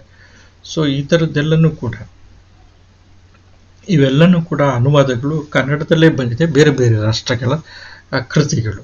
ಸೊ ಹಾಗಾಗಿ ಏನು ಅಂತಂತಂದರೆ ಯಾವುದೇ ಒಂದು ರಾಷ್ಟ್ರದ ಸಾಹಿತ್ಯದ ಅಧ್ಯಯನ, ಬೇರೆ ಬೇರೆ ರಾಷ್ಟ್ರಗಳ ಸಾಹಿತ್ಯದ ಅಧ್ಯಯನದ ಪರಿಚಯ, ಅಂದರೆ ಅಧ್ಯಯನ ಈ ಮೂಲಕ ನಾವು ಮಾಡ್ತೀವಿ. ಅದರ ಮುಖಾಂತರ ಆ ರಾಷ್ಟ್ರದ ಸಂಸ್ಕೃತಿ, ಆ ರಾಷ್ಟ್ರದ ಒಂದು ವಿಚಾರಧಾರೆ, ಒಂದು ವೈಚಾರಿಕ ಸಂಹಿತೆಗಳು, ಅಲ್ಲಿರುವಂಥ ರೀತಿ ನೀತಿಗಳು, ಅಲ್ಲಿರುವಂಥ ನಾಗರಿಕತೆ, ಸಭ್ಯತೆ, ಇವೆಲ್ಲನೂ ಕೂಡ ನಮಗೆ ತಿಳಿಯೋದಕ್ಕೆ ಸಾಧ್ಯ ಆಗುತ್ತೆ. ಈಗ ಇಂಗ್ಲೀಷ್ ಭಾಷೆ ಮುಖಾಂತರ ಅಂತೂ ನಾವು ವಿಶ್ವದ ಎಲ್ಲ ಭಾಷೆಗಳ ಸಾಹಿತ್ಯನ ಕೂಡ ಅಭ್ಯಾಸ ಮಾಡೋದಕ್ಕೆ ಸಾಧ್ಯ ಇದೆ. ಅದು ಸಾಧ್ಯ ಆಗದೆ ಹೋದ್ರೂ ಕೂಡ ಅನುವಾದದ ಮುಖಾಂತರ ಇತ್ತೀಚೆಗೆ ಕರ್ನಾಟಕ ಸರ್ಕಾರ ಕುವೆಂಪು ಭಾಷಾ ಭಾರತಿ ಪ್ರಾಧಿಕಾರ ಅನ್ನುವಂಥ ಅನುವಾದಕ್ಕೋಸ್ಕರನೇ ಒಂದು ಸಂಸ್ಥೆಯನ್ನು ಕೂಡ ಅದು ಸ್ಥಾಪಿಸಿದೆ. ಅದ್ರ ಮುಖಾಂತರ ಬಹುತೇಕ ವಿಲ್ ಡ್ಯುರಾಂಟ್ನ ದಿ ಸ್ಟೋರಿ ಆಫ್ ಸಿವಿಲೈಸೇಷನ್, ನಾಗರಿಕತೆಯ ಕಥೆ ನಾಗರಿಕತೆಗಳ ಕಥೆ ಅನ್ನುವಂಥದ್ದು ತುಂಬ ಮುಖ್ಯವಾಗಿರುವಂಥ ಕೃತಿ, ಜಗತ್ ಪ್ರಸಿದ್ಧವಾಗಿರುವಂಥ ಕೃತಿ 11 ವಾಲ್ಯೂಮ್ಗಳಲ್ಲಿ ಬಂದಿದೆ. ಸೊ ಹಾಗೆಯೇ ಕುವೆಂಪು ಅವರ ಸಾಹಿತ್ಯ ಸಂಚಿಕೆಗಳನ್ನು, ಜಿ.ಎಸ್. ಶಿವರುದ್ರಪ್ಪ, ಪೂತಿನ, ಆಮೇಲೆ ಬೇಂದ್ರೆ ಇತ್ಯಾದಿಗಳ ಬೇರೆ ಬೇರೆಯವರ ಕೃತಿಗಳ ವಾಚಿಕೆಗಳನ್ನು ಇಂಗ್ಲೀಷ್ನಲ್ಲಿ ಅದು ಹಿಂದಿನಲ್ಲಿ ಟ್ರಾನ್ಸ್ಲೇಷನ್ ಮಾಡಿ ಅದು ವಿಶ್ವಕ್ಕೆ ಪರಿಚಯಿಸುವಂಥ ಒಂದು ಪ್ರಯತ್ನವನ್ನು ಮಾಡಿದೆ. ಹಾಗೆ ಕನ್ನಡದ ವಚನಗಳನ್ನು ವಿಶ್ವಕ್ಕೆ, ಅಂದರೆ ಇಂಗ್ಲೀಷ್ನ ಮೂಲಕ ವಿಶ್ವಕ್ಕೆ ಪರಿಚಯಿಸುವಂಥ ಒಂದು ಕೆಲಸವನ್ನು ಕೆಲವು ಸಂಸ್ಥೆಗಳು ಮಾಡಿದ್ದಾವೆ. ಸೊ ಹಾಗೆಯೇ ಪಂಪ ಭಾರತ ಅಥವಾ ಪಂಪನ ಕೃತಿಗಳು, ಕುಮಾರವ್ಯಾಸ ಭಾರತ, ಹರಿಶ್ಚಂದ್ರ ಕಾವ್ಯ ಇತ್ಯಾದಿ ಬೇರೆ ಬೇರೆ ಹಳೆಗಂಡ ಕಾವ್ಯಗಳನ್ನು ಇಂಗ್ಲೀಷ್ನಲ್ಲಿ ಅನುವಾದ ಮಾಡಲಾಗ್ತಾ ಇದೆ ಇತ್ತೀಚೆಗೆ. ಸೊ ಇವೆಲ್ಲನೂ ಕೂಡ ಏನಾಗ್ತವೆ ಅಂತಂದರೆ ವಿಶ್ವ ಸಾಹಿತ್ಯ ಆಗುತ್ತೆ. ಸೊ ಹಾಗಾಗಿನೇ ಏನಂತಂದರೆ ಈಗ ನಮ್ಮ ಕೃತಿಗಳು ಅವರಿಗೆ ಅನ್ಯ ದೇಶದ ಕೃತಿಗಳಾಗುತ್ತೆ. ಅವರು ಅದನ್ನಲ್ಲಿ ಓದ್ತಾರೆ. ಅವ್ರಿಗೆ ಗೊತ್ತೇ ಇರಲಿಲ್ಲ ಪಂಪ ಅನ್ನುವಂಥ ಒಬ್ಬ ಕವಿ ಇದ್ದಾನೆ ಅಂತಂದ್ಬಿಟ್ಟು. ಆ್ಯಕ್ಚುಲಿ ಅವನ ಸಾಹಿತ್ಯ ಏನು, ಮತ್ತು ಆ ಸಂದರ್ಭದಲ್ಲಿ ಅವರಿನ್ನೂ ಕೂಡ ತುಂಬ ಅವರ ಸಾಹಿತ್ಯ ತುಂಬ ಬಾಲ್ಯಾವಸ್ಥೆಯಲ್ಲಿ ಇರೋದಕ್ಕಿಂತಲೂ ಕೂಡ ಇನ್ನೂ ಕಡಿಮೆ ತೆವಳ್ತಾ ಇತ್ತು ಅನ್ನುವಂಥ ಲೆಕ್ಕದಲ್ಲಿ. ಇತ್ತು. ಆ ಸಂದರ್ಭದಲ್ಲಿ ಒಂದು ಮಹಾಕಾವ್ಯ ಇಲ್ಲಿ ಕರ್ನಾಟಕದಲ್ಲಿ ರಚನೆ ಆಗಿತ್ತು. ಸೊ ಹಾಗಾಗಿ ಇಲ್ಲಿರುವಂಥ ನಾಗರಿಕತೆಯ ಹಿರಿಮೆ, ಭಾಷೆಯ ಪ್ರಭುತ್ವ, ಆ ಭಾಷೆಯ ಹಿಡಿತ, ಮತ್ತು ಆ ಭಾಷೆಯನ್ನು ಬಳಸಿರುವಂಥ ವಿಶಿಷ್ಟವಾಗಿರುವಂಥ ಛಂದೋರೂಪಗಳು, ನಾವು ಚಂಪು ಅನ್ನುವಂಥ ಹೆಸರಿನಲ್ಲಿ ನಾವು ಅದನ್ನು ತಂದ್ರೂ ಕೂಡ ಅದರಲ್ಲಿರುವಂಥ ಎಷ್ಟು ಬಗೆಯ ಛಂದಸ್ಸಿದೆ. ಅದರಲ್ಲಿ ವೃತ್ತಗಳು, ಆ ವೃತ್ತಗಳಲ್ಲಿ ಬೇರೆ ಬೇರೆದು ಖ್ಯಾತ ಕರ್ನಾಟಕಗಳೇ 6 ಛಂದಸ್ಸಿದೆ. ಆಮೇಲೆ ಕಂದ ಪದ್ಯ ಇದೆ, ಆಮೇಲೆ ರಗಳ ಇದೆ, ಆಮೇಲೆ ಅದರಲ್ಲಿ ಗದ್ಯ ಇದೆ, ಆಮೇಲೆ ಅದರಲ್ಲಿ ಕಂದ ಇದೆ. ಸೊ ಬೇರೆ ಬೇರೆ ಮತ್ತು ದೇಸಿ ಛಂದಸ್ಸುಗಳಿದ್ದಾವೆ, ದೇಸಿ ಛಂದಸ್ಸುಗಳ ಮಟ್ಟಗಳು, ಪಿರಿಯಕ್ಕರ ಇದೆ, ಏಳೆ ಇದೆ, ಗೀತಿಕೆ ಇದೆ. ಸೊ ಈ ರೀತಿಯ ಛಂದಸ್ಸುಗಳು, ನಾನಾ ರೀತಿಯ ಛಂದಸ್ಸಿನ ಪ್ರಯೋಗ ಒಂದು ಮಹಾಕಾವ್ಯದಲ್ಲಿ ಹೆಂಗೆ ಮಾಡಿದ್ದಾರೆ ಆ ಸಂದರ್ಭದಲ್ಲಿ ಅನ್ನುವಂಥದ್ದು ಅವರಿಗೆ ವಿಸ್ಮಯ ಆಗುತ್ತೆ. ಸೊ ಹಾಗಾಗಿ ಆಳುವಂಥ ವರ್ಗ ಆಗಿದ್ದಂಥ ಜನ ಅನ್ನುವಂಥ, ನಾವು ಅನ್ನುವಂಥ ಅಹಂ ಅನ್ನುವಂಥದ್ದು ತಾನಾಗಿ ಕಡಿಮೆ ಆಗಿದೆ. ಒಂದು ಸಾಹಿತ್ಯ ಸಂಸ್ಕೃತಿ ಎನ್ನುವಂಥದ್ದು ಅತ್ಯಂತ ಶ್ರೀಮಂತವಾಗಿದ್ದಂಥ ನಾಡುಗಳು ಇದ್ದಾವೆ, ರಾಷ್ಟ್ರಗಳು ಇದ್ದಾವೆ ಎನ್ನುವಂಥದ್ದು ಭಾವನೆ. ಸೊ ಹಾಗಾಗಿ ಮನುಷ್ಯನ ವ್ಯಕ್ತಿತ್ವ ಅಥವಾ ಅವನ ಪ್ರಜ್ಞೆಯ ವಿಕಾಸಕ್ಕೆ ಈ ಅನ್ಯ ದೇಶದ ಸಾಹಿತ್ಯಗಳ ಪರಿಚಯ ಏನಾಗುತ್ತೆ, ಒಂದು ಕಾರಣ ಆಗತ್ತೆ, ಕಾರಣೀಭೂತ ಆಗುತ್ತೆ. ಸೊ ಹಾಗಾಗಿ ಏನು ಅಂತಂದರೆ ತೌಲನಿಕ ಸಾಹಿತ್ಯದ ಅಧ್ಯಯನದಲ್ಲಿ ಅತ್ಯಂತ ಮುಖ್ಯವಾಗಿರುವಂಥ ಇನ್ನೊಂದು ಅಂಶ ಏನಂತಂದರೆ ಅನ್ಯ ದೇಶದ ಸಾಹಿತ್ಯದ ಪರಿಚಯ. ಸೊ ಮನುಷ್ಯ ಆವಾಗ ಏನಾಗ್ತಾನೆ ಅಂತಂತಂದರೆ ಅವನು ಅಂದರೆ ತನ್ನದೇ ಆಗಿರುವಂಥ ಒಂದು ಚೌಕಟ್ಟಿನಲ್ಲಿ ಇರ್ತಾನಲ್ಲ, ತನ್ನದೇ ಆಗಿರುವಂಥ ಒಂದು ರಾಜಕೀಯ ಅಥವಾ ಆರ್ಥಿಕ, ಭೌಗೋಳಿಕ, ಸಾಮಾಜಿಕ ತೀಯ ಗಡಿರೇಖೆಗಳನ್ನೆಲ್ಲ ದಾಟ್ತಾ ಹೋಗ್ತಾನೆ. ಆಮೇಲೆ ನಮ್ಮಲ್ಲಿ ಅನ್ಯ ದೇಶದ ಸಾಹಿತ್ಯದ ಅಧ್ಯಯನದ ಮುಖಾಂತರನೇ ನೋಡ್ರಿ, ಕನ್ನಡ ಸಾಹಿತ್ಯವನ್ನು ಗಮನಿಸಿದ್ರೆ ಇದು ಅನ್ಯ ದೇಶದ ಸಾಹಿತ್ಯದ ಅಧ್ಯಯನದ ಮುಖಾಂತರನೇ ನಮ್ಮ ಸಾಹಿತ್ಯ ಒಂದು ಹೊರಳು ದಾರಿಯನ್ನು ಹಿಡಿತು ಹೊಸಗನ್ನಡದ ಸಂದರ್ಭದಲ್ಲಿ. BM ಶ್ರೀ ಅವರು, ನಾನು ಆಗಲೇ ಹೇಳಿದೆ, ಕನ್ನಡದ ಅಶ್ವಿನಿ ದೇವತೆಗಳು ಅಂತಂದ್ಬಿಟ್ಟು AR ಕೃಷ್ಣಶಾಸ್ತ್ರಿ ಒಬ್ಬರು ಮತ್ತು BM ಶ್ರೀಕಂಠಯ್ಯ ಅವರು ಕನ್ನಡದ ಕಣ್ವ ಅಂತಲೂ ಕೂಡ ಕರೀತಾರೆ. ಈಗ ಅವರು ಇಂಗ್ಲಿಷ್ ಗೀತಗಳನ್ನು ಕನ್ನಡಕ್ಕೆ ಅನುವಾದನ ಮಾಡಿದ ನಂತರ ವಿಶಿಷ್ಟ ಬೇರೆ ಬೇರೆ ಬಗೆಯ ಬಂಧಗಳಲ್ಲಿ, ಛಂದೋ ರೀತಿಗಳಲ್ಲಿ ತಂದ ನಂತರ ಅವು ಮುಕ್ತಕಗಳ ರೀತಿಯಲ್ಲಿತ್ತು, ನಿರ್ದಿಷ್ಟವಾಗಿರುವಂಥ ಛಂದಸ್ಸಿನಲ್ಲಿದ್ವು, ಬೇರೆ ಬೇರೆ ರೀತಿಯಲ್ಲಿ ಹೊಸ ಛಂದಸ್ಸು ನಮಗೆ ಪರಿಚಯ ಆಯಿತು, ಹೊಸ ಭಾಷೆ ನಮಗೆ ಪರಿಚಯ ಆಯಿತು. ಹೊಸ ಭಾಷೆ ಅಂತಂತಂದರೆ ನಾವು 4 ಸಾಲಿನ ನಮಗೆ ಒಂದು ಪದ್ಯ ಅಂತಂತಂದರೆ ನಾವು ಕಂದ ಪದ್ಯನೇ ನಾವು ನೆನಪು ಮಾಡ್ಕೊಳ್ತಾ ಇದ್ದಿದ್ದು. ಆದರೆ ಅದನ್ನು ಮೀರಿದಂತೆ ಚೌಪದಿಗಳು ಬಂದವು, ಅಥವಾ 4 ಸಾಲಿನ ಬೇರೆ ಬೇರೆ ರೀತಿಯ ಮಾತ್ರೆಗಳಿರುವಂಥ ಅಥವಾ ಮುಕ್ತವಾಗಿರುವಂಥ ಛಂದಸ್ಸುಗಳು ಬಂದವು. ಅದಕ್ಕೆ ಪ್ರೇರಣೆ, ಒಂದು ರೀತಿಯಲ್ಲಿ ಪ್ರೇರಣೆ ವಚನಗಳು ಕೂಡ ಆಗಿರ್ಬೋದು. ಆದರೆ ಆ ಸಂದರ್ಭದಲ್ಲಿ ಅತ್ಯಂತ ಹೆಚ್ಚಿನ ಪ್ರಮಾಣದಲ್ಲಿ ಇಂಗ್ಲೀಷ್ ಗೀತೆಗಳನ್ನು, ಮೈಸೂರು ಭಾಗದಲ್ಲಿ ಇಂಗ್ಲೀಷ್ ಗೀತೆಗಳ ಅಧ್ಯಯನದಿಂದ ಆ ರೀತಿ ಆಯಿತು.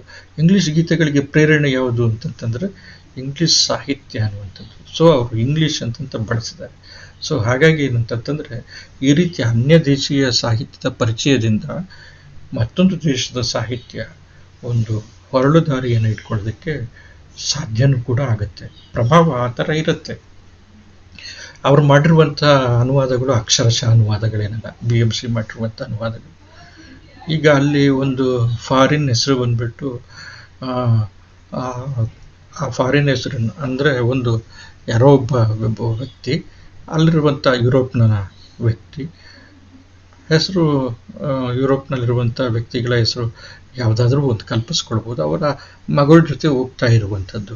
ಅದನ್ನು ಟ್ರಾನ್ಸ್ಲೇಷನ್ ಮಾಡಬೇಕಾದ್ರೆ BM ಶ್ರೀ ಏನು ಮಾಡ್ತಾರೆ ಅಂತಂದರೆ ಇಲ್ಲಿನ ಇದು ಪರಿಸರಕ್ಕೆ, ಇಲ್ಲಿನ ಸಂದರ್ಭಕ್ಕೆ, ಕನ್ನಡತನಕ್ಕೆ ಒಗ್ಗುವಂಗೆ ಅನುವಾದ ಮಾಡ್ತಾರೆ. ಕಾರಿ ಹೆಗ್ಗಡೆಯ ಮಗಳು ಅಂತಂದ್ಬಿಟ್ಟು, ಯಾಕಂತಂದರೆ ಆ ಥರ ಹೆಸರುಗಳು ಇಲ್ಲಿರುತ್ತೆ. ಸೊ ಹಾಗಾಗಿ ಕಾರಿ ಹೆಗ್ಗಡೆಯ ಮಗಳು ಅಂತಂದ್ಬಿಟ್ಟು ಅನುವಾದ ಮಾಡ್ತಾರೆ. ಸೊ ಹಾಗಾಗಿ ಏನಂತಂದರೆ ಹೊರಗಿನ ದೇಶದ ಸಾಹಿತ್ಯವನ್ನು ಸ್ವೀಕರಿಸಬೇಕಾದ್ರೆ ನಾವೇನು ತದ್ವತ್ತಾಗಿ ಏನು ಸ್ವೀಕರಿಸಲ್ಲ, ಮೂಲ ಸತ್ವವನ್ನು ಸ್ವೀಕರಿಸ್ತೀವಿ. ಸೊ ಮೂಲಸತ್ವ ಅನ್ನುವಂಥದ್ದು ಕಾನ್ಸೆಪ್ಟ್ ಹಿಂದೆನೇ ಬಂದಿದೆ. ಮೂಲಸತ್ವವನ್ನು ಸ್ವೀಕರಿಸಿ ನಮ್ಮ ಸಾಹಿತ್ಯವನ್ನು ನಾವು ಬೆಳೆಸ್ಕೊಳ್ತೀವಿ. ಆ ಹಿನ್ನೆಲೆಯಲ್ಲಿ ನಮ್ಮ ಹೊಸಗನ್ನಡ ಸಾಹಿತ್ಯ ಹೊಸ ರೂಪ ಹಿಡಿತು, ಹೊಸ ಹೊರಳುದಾರಿಯನ್ನು ಕಂಡುಕೊಳ್ತು ಅದು ಮುಂದೆ ಬಂದು ಇವತ್ತಿನ ಸ್ಥಿತಿಯನ್ನು ತಲುಪಿದೆ ಅನ್ನುವಂಥದ್ದು. ಆಮೇಲೆ ಗಡಿರೇಖೆಗಳ ಸೀಮೋಲ್ಲಂಘನ ಅನ್ನುವಂಥದ್ದು, ಗಡಿರೇಖೆಗಳ ಸೀಮೆಗಳನ್ನು ಉಲ್ಲಂಘನೆ ಮಾಡುತ್ತೆ ಅಂತಾರಾಷ್ಟ್ರೀಯ ಸಾಹಿತ್ಯ ಅನ್ನುವಂಥದ್ದು. ಇದು ಯಾವಾಗಲೂ ಕೂಡ ನಿಜ. ಎರಡು ಭಿನ್ನ ದೇಶಗಳು ಅಂತಂತ ಹೇಳಿದ ತಕ್ಷಣ ಬೇರೆ ಬೇರೆ ದೇಶಗಳು ಅದರ ಮಧ್ಯೆ ಗಡಿ ಇರುತ್ತೆ. ಆದರೆ ಅಲ್ಲಿರುವಂಥ ಸಾಹಿತ್ಯದ ಅಧ್ಯಯನ ನಾವು ಮಾಡ್ತಿದ್ವಿ ಅಂತಂದರೆ ಗಡಿಯನ್ನು ನಿರಾಕರಿಸ್ತಿದ್ವಿ ಅಂತಂತ ಅರ್ಥ. ಸೊ ಗಡಿ ದಾಟಿ ಬಂದ್ಬಿಡುತ್ತೆ. ನಾವು ಗಡಿ ದಾಟಿ ನಮ್ಮ ಸಾಹಿತ್ಯವನ್ನು ನಾವು ಕೊಡ್ತೀವಿ ಅಂದರೆ ನಮ್ಮ ತನನೇ, ನಮ್ಮ ಸಂಸ್ಕೃತಿ ಅಲ್ಲಿರುತ್ತೆ, ಅವರ ಸಂಸ್ಕೃತಿ ಇಲ್ಲಿರುತ್ತೆ ಸಾಹಿತ್ಯ ಕೃತಿಗಳ ಮುಖಾಂತರ. ಸೊ ಹಾಗಾಗಿ ಗಡಿರೇಖೆಗಳು ತೌಲನಿಕ ಸಾಹಿತ್ಯದ ಅಧ್ಯಯನಕಾರರಿಗೆ ಇರೋದಿಲ್ಲ. ಅದು ಆದರ್ಶ ರೂಪನೇ ಆಗಿರಲಿ ಆದ್ರೂ ಕೂಡ ಅದಿರೋದಿಲ್ಲ. ಸೊ ಹಾಗಾಗಿ ಏನಂತಂದರೆ ಈ ತೌಲನಿಕ ಸಾಹಿತ್ಯದ ಅಧ್ಯಯನ ರಾಜಕೀಯವಾಗಿರುವಂಥ ಗಡಿರೇಖೆಗಳು, ಆರ್ಥಿಕವಾಗಿರುವಂಥ ಗಡಿರೇಖೆ, ಭೌಗೋಳಿಕವಾಗಿರುವಂಥ ಗಡಿರೇಖೆ, ಸಾಮಾಜಿಕವಾಗಿರುವಂಥ ಗಡಿರೇಖೆ, ಮತೀಯವಾಗಿರುವಂಥ ಗಡಿರೇಖೆ, ವರ್ಣೀಯವಾಗಿರುವಂಥ ಗಡಿರೇಖೆ, ಲಿಂಗಭೇದದ ಗಡಿರೇಖೆಗಳನ್ನು, ಜಾತೀಯತೆಯ ಗಡಿರೇಖೆಗಳನ್ನ ಇತ್ಯಾದಿಗಳನ್ನೆಲ್ಲ ಅಳಿಸಿ ಹಾಕಿ ಇಡೀ ಜಗತ್ತು ಒಂದು ಸಾಂಸ್ಕೃತಿಕ ಘಟಕ, ಒಂದು ಕಲ್ಚರಲ್ ಯೂನಿಟ್ ಅನ್ನುವಂಥ ಹೆಸರಿನಲ್ಲಿ ಪರಿಭಾವಿಸುತ್ತೆ. ಸೊ ಹಾಗಾಗಿ ಏನು ಅಂತಂದರೆ ಈ ಇಡೀ ಜಗತ್ತು ಒಂದು ಸಾಂಸ್ಕೃತಿಕ ಘಟಕ ಆದಾಗ ಈ ಸಂಸ್ಕೃತಿಯನ್ನು ರೂಪಿಸುವಂಥವ್ರು ಯಾರು ಅಂತಂದರೆ ಇಡೀ ಮಾನವ ಕುಲ, ಇಡೀ ವಿಶ್ವದ ಮಾನವರು ಅನ್ನುವಂಥದ್ದು ಒಂದು ಬರುತ್ತೆ. ಆಗ ಇಡೀ ವಿಶ್ವದ ಮಾನವರೆಲ್ಲರೂ ಕೂಡ ಒಂದು ಅಂತಂದಾಗ ಗಡಿರೇಖೆಗಳು ಎಲ್ಲಿ ಉಳ್ಕೊಳ್ತವೆ? ಉಳ್ಕೊಳ್ಳೋದಕ್ಕೆ ಸಾಧ್ಯನೇ ಇಲ್ಲ. ಸೊ ಹಾಗಾಗಿ ಏನಂತಂದರೆ ತೌಲನಿಕ ಸಾಹಿತ್ಯ ಅಧ್ಯಯನದ ಮುಖ್ಯವಾಗಿರುವಂಥ ಗುರಿ ಉಗ್ರವಾಗಿರುವಂಥ ರಾಷ್ಟ್ರೀಯತೆಯನ್ನು ನಿರಾಕರಿಸುವಂಥದ್ದು, ಒಂದು ಸಮತೋಲಿತವಾಗಿರುವಂಥ ಉದಾರವಾಗಿರುವಂಥ ಒಂದು ರಾಷ್ಟ್ರೀಯ ಉದಾರತಾವಾದಿಯಾಗಿರುವಂಥ ಒಂದು ರಾಷ್ಟ್ರೀಯ ದೃಷ್ಟಿಕೋನವನ್ನು ಹೊಂದಿರುವಂಥದ್ದು, ತೀವ್ರವಾಗಿರುವಂಥ ಉಗ್ರವಾಗಿರುವಂಥ ಭಯಾನಕವಾಗಿರುವಂಥ ರಾಷ್ಟ್ರೀಯತೆಯ ದುರಭಿಮಾನವನ್ನು ಅದು ಉಗ್ರವಾಗಿ ಖಂಡಿಸುತ್ತೆ ಮತ್ತು ನಿರಾಕರಿಸುತ್ತೆ. ಸೊ ಇಡೀ ಜಗತ್ತು ಒಂದು ಸಾಂಸ್ಕೃತಿಕ ಘಟಕ ಅಂತಂತ ಭಾವಿಸುತ್ತೆ. ಸೊ ಹಾಗಾಗಿ ಮ್ಯಾಕ್ಸ್ ಮುಲ್ಲರ್ ಏನು ಮಾಡ್ತಾನೆ ಅಂತಂದರೆ ಭಾರತಕ್ಕೆ ಬಂದು 60 ವರ್ಷಗಳ ಕಾಲ ವೇದಗಳನ್ನು ಅಭ್ಯಾಸ ಮಾಡಿ, ನಿಜವಾಗಿಯೂ ಕೂಡ ಇದೊಂದು ತಪಸ್ಸು ಅಥವಾ ಸಾಧನೆ. 60 ವರ್ಷಗಳ ಕಾಲ ನಿರಂತರವಾಗಿ ವೇದಗಳನ್ನು ಅಧ್ಯಯನ ಮಾಡಿ ಆಮೇಲೆ ಅದು ಅವರು ಜರ್ಮನಿಗೆ ಹೋಗಿ ಅಲ್ಲಿ ಅದನ್ನು ಇಂಗ್ಲೀಷಿಗೆ ಅನುವಾದ ಮಾಡಿ ಪ್ರಕಟ ಮಾಡ್ತಾರೆ. ಇಲ್ಲಿರುವಂಥ ಜನಗಳು ಇದನ್ನು ಓದಿದ್ರೆ ಓದಿದಂಥವ್ರಿಗೆ ಕಾದ ಸೀಸವನ್ನು ಕಿವಿಗೆ ಸುರಿಬೇಕು ಅಥವಾ ನಾಲಿಗೆ ಕತ್ತರಿಸಬೇಕು, ಈ ಥರದ್ದು ಏನೇನೋ ವಿಚಿತ್ರವಾಗಿರುವಂಥ ಕಲ್ಪನೆಗಳನ್ನ ಇಟ್ಕೊಂಡಿರ್ತಾರೆ. ಆದರೆ ಒಬ್ಬ ಮುಕ್ತ ಮನಸ್ಸಿನ ಜ್ಞಾನ ಪಿಪಾಸು ಆಗಿರುವಂಥ ಒಬ್ಬ ವ್ಯಕ್ತಿ ಬಂದ್ಬಿಟ್ಟು ಮ್ಯಾಕ್ಸ್ ಮುಲ್ಲರ್, ಅವನ್ನ ಆ್ಯಕ್ಚುಲಿ ಮೋಕ್ಷ ಮೂಲ ಅಂತ ಕರೀತಾರೆ. ಮ್ಯಾಕ್ಸ್ ಮುಲ್ಲರ್ ಅನ್ನುವಂಥದ್ದು ಹೇಳೋದಕ್ಕಾಗಲ್ಲ, ಅದು ಮೋಕ್ಷ ಮೂಲ ಅಂತ, ಅದು ಅನ್ವರ್ಥನೂ ಕೂಡ ಆತನಿಗೆ ಆಗುತ್ತೆ. ಸೊ ಅವನು ಇಲ್ಲಿರುವಂಥ ವೇದಗಳನ್ನು ಇಡೀ ಜಗತ್ತಿಗೆ ಪ್ರಚುರಪಡಿಸ್ತಾನೆ. ಎಷ್ಟು ಹಳೆಯದಾಗಿರುವಂಥ ಒಂದು ಸಾಹಿತ್ಯ ಪರಂಪರೆ ಇಲ್ಲಿದೆ, ಎಷ್ಟು ಉದಾತ್ತವಾಗಿರುವಂಥ ಕೆಲವು ಕಲ್ಪನೆಗಳು ಅದರಲ್ಲಿದೆ ಅನ್ನುವಂಥದ್ದು. ಯಾಕೆ ಇದನ್ನು ಜನತೆಗೆ ನೀಡೋಕ್ಕೆ ಆಗಲಿಲ್ವೋ ಅದನ್ನು ನಾವು ಯೋಚನೆ ಮಾಡಬೇಕಾಗಿದೆ. ಎಲ್ಲ ಸಾಮಾನ್ಯ ಜನತೆ ಇವತ್ತೂ ಕೂಡ ಬಹುತೇಕ ಭಾರತದಲ್ಲಿರುವಂಥ 99% ಅದ ವೇದಗಳನ್ನು ಓದಿಲ್ಲ ಅಥವಾ ತಿಳ್ಕೊಂಡಿಲ್ಲ ಅಥವಾ ಅದನ್ನು ನೋಡೂ ಇಲ್ಲ ಅಂತ ಅನ್ಸುತ್ತೆ. ಸೊ ಯಾಕೆ ಇವೆಲ್ಲ ದೊರೀತಾ ಇಲ್ಲ ಅನ್ನುವಂಥದ್ದು ನಾವು ಕೇಳ್ಕೊಳ್ಬೇಕಾಗಿರುವಂಥ ಪ್ರಶ್ನೆ.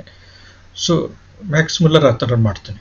ಸ್ವಾಮಿ ವಿವೇಕಾನಂದರು ಗಡಿ ದಾಟಿ ವಿಶ್ವಧರ್ಮ ಸಮ್ಮೇಳನಕ್ಕೆ ಚಿಕಾಗೋಕ್ಕೆ ಹೋದಂಥ ಸಂದರ್ಭದಲ್ಲಿ, ನಂತರ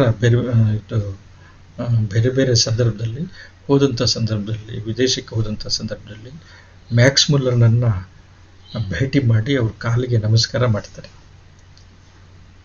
ನಾವು ಮಾಡದೇ ಇರುವಂಥ ಕೆಲಸವನ್ನು, ಭಾರತೀಯರು ನಾವು ಮಾಡದೇ ಇರುವಂಥ ಕೆಲಸವನ್ನು ನೀನು ಮಾಡಿದೆ, ನಿಜವಾಗಿ ಮಹನೀಯ ನೀನು ಕಣ್ಪ ಅಂತಂದ್ಬಿಟ್ಟು ವಿವೇಕಾನಂದರು ಅವರ ಮ್ಯಾಕ್ಸ್ ಮುಲ್ಲರ್ ದಂಪತಿಗಳಿಗೆ ನಮಸ್ಕಾರ ಮಾಡ್ತಾರೆ, ಕಾಲಿಗೆ ಬಿದ್ದು.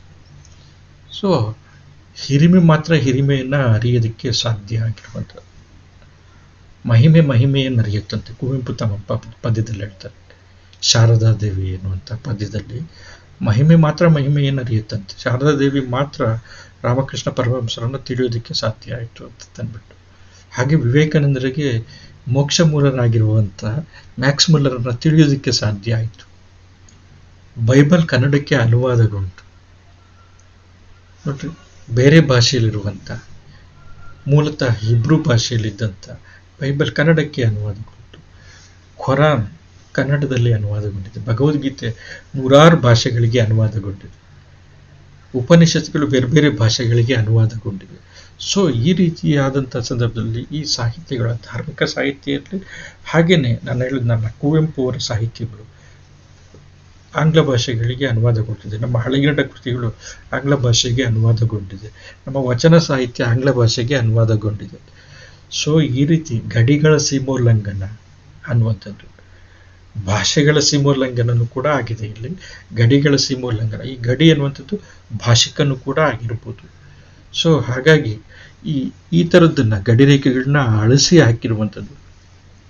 ವಾಲ್ಮೀಕಿಯ ಕೃತಿಗಳು ನೋಡ್ರಿ, ಎಷ್ಟು ಭಾಷೆಗಳಲ್ಲಿ ರಾಮಾಯಣ, 300 ರಾಮಾಯಣಗಳು ಅಂತಂತ ಎ ಕೆ ರಾಮಾನುಜನ್ ಒಂದು ಲೇಖನವನ್ನೇ ಬರೆದಿದ್ದಾರೆ. ಕನ್ನಡದ ಅತ್ಯಂತ ತೀಕ್ಷ್ಣಮತಿಯ, ಅತ್ಯಂತ ಶ್ರೇಷ್ಠ ಮಟ್ಟದ ಒಬ್ಬ ವಿಮರ್ಶಕ ಎ ಕೆ ರಾಮಾನುಜನ್. ಆ ಎ ಕೆ ರಾಮಾನುಜನ್ 300 ರಾಮಾಯಣಗಳು, 300 ರಾಮಾಯಣಸ್ ಅನ್ನುವಂಥ ಒಂದು ಲೇಖನವನ್ನು ಬರೀತಾರೆ. 300 ರಾಮಾಯಣಗಳಿದೆ. ಜನಪದದಲ್ಲಿ ಎಷ್ಟು ರಾಮಾಯಣಗಳಿದೆ, ಪರಸ್ಪರ ವಿರುದ್ಧವಾಗಿರುವಂಥದ್ದು, ಪರಸ್ಪರ ಎಲ್ಲೆಲ್ಲೋ ಬದಲಾವಣೆಗಳಾಗಿರುವಂಥದ್ದು. ನೀವು ಇಡೀ ಭಾರತದಲ್ಲಿ ಅಥವಾ ಭಾರತದ ಸುತ್ತಮುತ್ತಲಿನ ದೇಶಗಳಿಗೆ ಎಲ್ಲಿ ಹೋದ್ರೂ ಕೂಡ ಇಲ್ಲಿ ರಾಮ ಬಂದಿದ್ದ, ಇಲ್ಲಿ ಸೀತೆ ಬಂದಿದ್ರಿ, ಸೀತೆ ಸ್ನಾನ ಮಾಡುವಂಥ ಸ್ಥಳ, ಇದು ಸೀತೆ ಅಡುಗೆ ಮಾಡುವಂಥ ಸ್ಥಳ, ಇಲ್ಲಿ ಲಕ್ಷ್ಮಣ ಈ ಮರಗಳನ್ನು ಕತ್ತರಿಸ್ತಾ ಇದ್ದಂಥ ಸ್ಥಳ, ರಾಮ ಇಲ್ಲಿ ವಿಶ್ರಾಂತಿ ಪಡೆದಿದ್ದ, ನೂರಾರು ಕಥೆಗಳು ಸಿಗ್ತಾ ಹೋಗುತ್ತೆ. ಸೊ ಹಾಗಾಗಿ ಏನಂತಂತಂದರೆ ಈ ಥರದ ಸಾಹಿತ್ಯ ಎಲ್ಲ ಕಡೆ ಅಲ್ಲೆಲ್ಲೂ ಹುಟ್ಟಿಸ್ಕೊಂಡಿದ್ದಾರೆ ವಾಲ್ಮೀಕಿಯ ಆ ಕಥೆಯನ್ನು ಅಥವಾ ಕೃತಿಯನ್ನು. ಸೊ ಗಡಿರೇಖೆಗಳ ಸೀಮೋಲ್ಲಂಘನ ಈ ರೀತಿ ಆಗ್ತಾ ಇರ್ತದೆ. ಕಾಳಿದಾಸನ ಕೃತಿ ವಿಶ್ವದ ಬಹುತೇಕ ಭಾಷೆಗಳಿಗೆ ಅನುವಾದಗೊಂಡಿದೆ. ಅದರಲ್ಲೂ ಅಭಿಜ್ಞಾನ ಶಾಕುಂತಲ, ಮಾಲವಿಕಾಗ್ನಿಮಿತ್ರ ಅನ್ನುವಂಥದ್ದು, ಆಮೇಲೆ ಅವನ ಕುಮಾರ ಸಂಭವ ಅನ್ನುವಂಥ ಮಹಾಕಾವ್ಯ, ರಘುವಂಶ ಅನ್ನುವಂಥ ಮಹಾಕಾವ್ಯ, ಇವೆಲ್ಲನೂ ಕೂಡ ಬೇರೆ ಬೇರೆ ಕನ್ನಡದಲ್ಲೂ ಅಲ್ಲದೆ ಬೇರೆ ಬೇರೆ ಭಾಷೆಗಳಲ್ಲಿ ಅನುವಾದಗೊಂಡಿದೆ. ಕನ್ನಡದಲ್ಲಿ ಬಸವಪ್ಪ ಶಾಸ್ತ್ರಿಯವರು ಅದನ್ನು ಅನುವಾದ ಮಾಡಿದ್ದಾರೆ, ಮತ್ತು ಎಸ್ ವಿ ಪರಮೇಶ್ವರ ಭಟ್ ಅವರು ಕೂಡ ಕಾಳಿದಾಸನ ಶಾಕುಂತಲವನ್ನು ಅನುವಾದ ಮಾಡಿದ್ದಾರೆ. ಸೊ ಲಿಯೋ ಟಾಲ್ಸ್ಟಾಯ್ ಅವರ ಕೃತಿಗಳು ಅನುವಾದಗೊಂಡಿದೆ. ನಾನು ಹೇಳಿದ್ದೆ ದೇ ಜವರೇಗೌಡರು 3 ವಾಲ್ಯೂಮ್ನಲ್ಲಿ ತರ್ತಾರೆ. ಆಮೇಲೆ ನಂತರ ಅನ್ನ ಕರೆನಿನ ಅನ್ನುವಂಥ ಕೃತಿನೂ ಕೂಡ ಟಾಲ್ಸ್ಟಾಯ್ ಕೃತಿನೇ ಕನ್ನಡದಲ್ಲಿ ಅನುವಾದ ಆಗಿದೆ. ಆಮೇಲೆ ಓ ಎಲ್ ನಾಗಭೂಷಣ ಸ್ವಾಮಿಯವರು ಕನ್ನಡದಲ್ಲಿ ಅದನ್ನು 2 ಸಂಪುಟಗಳಲ್ಲಿ ತಂದಿದ್ದಾರೆ. ಸೊ ಇವೆಲ್ಲನೂ ಕೂಡ ಏನು ಅಂತಂತಂದರೆ ಗಡಿಗಳನ್ನು ದಾಟುವಂಥದ್ದು, ಆಯಾ ಭಾಷೆಯ ಗಡಿಗಳನ್ನು ದಾಟುವಂಥದ್ದು, ರಾಜಕೀಯ ಗಡಿ ದಾಟುವಂಥದ್ದು, ಆರ್ಥಿಕ ಭೌಗೋಳಿಕ ಗಡಿಯನ್ನು ದಾಟಿ ಹೋಗಿರುವಂಥದ್ದು. ಸೊ ಹಾಗಾಗಿ ಇವೆಲ್ಲನೂ ಕೂಡ ಏನು ಅಂತಂತಂದರೆ ತೌಲ್ನಿಕ ಸಾಹಿತ್ಯಕ್ಕೆ ನಿರ್ದಿಷ್ಟವಾಗಿರುವಂಥ ಒಂದು ಗಡಿಯ ಚೌಕಟ್ಟು ಅಥವಾ ವ್ಯಾಪ್ತಿ ಅನ್ನುವಂಥದ್ದು ಇಲ್ಲ. ಅದು ಯಾವಾಗಲೂ ಕೂಡ ಆ ಗಡಿಗಳನ್ನು ನೀವು ಎಷ್ಟೇ ಗಡಿಗಳನ್ನ, ಯಾವುದೇ ರೀತಿಯ ಗಡಿಗಳನ್ನು ಹಾಕಿದ್ರೂ ಕೂಡ ಅದನ್ನು ಉಲ್ಲಂಘಿಸುವಂಥದ್ದೇ ತೌಲ್ನಿಕ ಸಾಹಿತ್ಯ. ಸೊ ಹಾಗಾಗಿ ಅದು ಯಾವತ್ತೂ ಕೂಡ ವಿಶ್ವ ಭ್ರಾತೃತ್ವವನ್ನು, ವಿಶ್ವ ಮಾನವತೆಯನ್ನು ಮತ್ತು ವಿಶ್ವ ಪ್ರೇಮವನ್ನು ಪ್ರತಿಪಾದನೆ ಮಾಡುತ್ತೆ.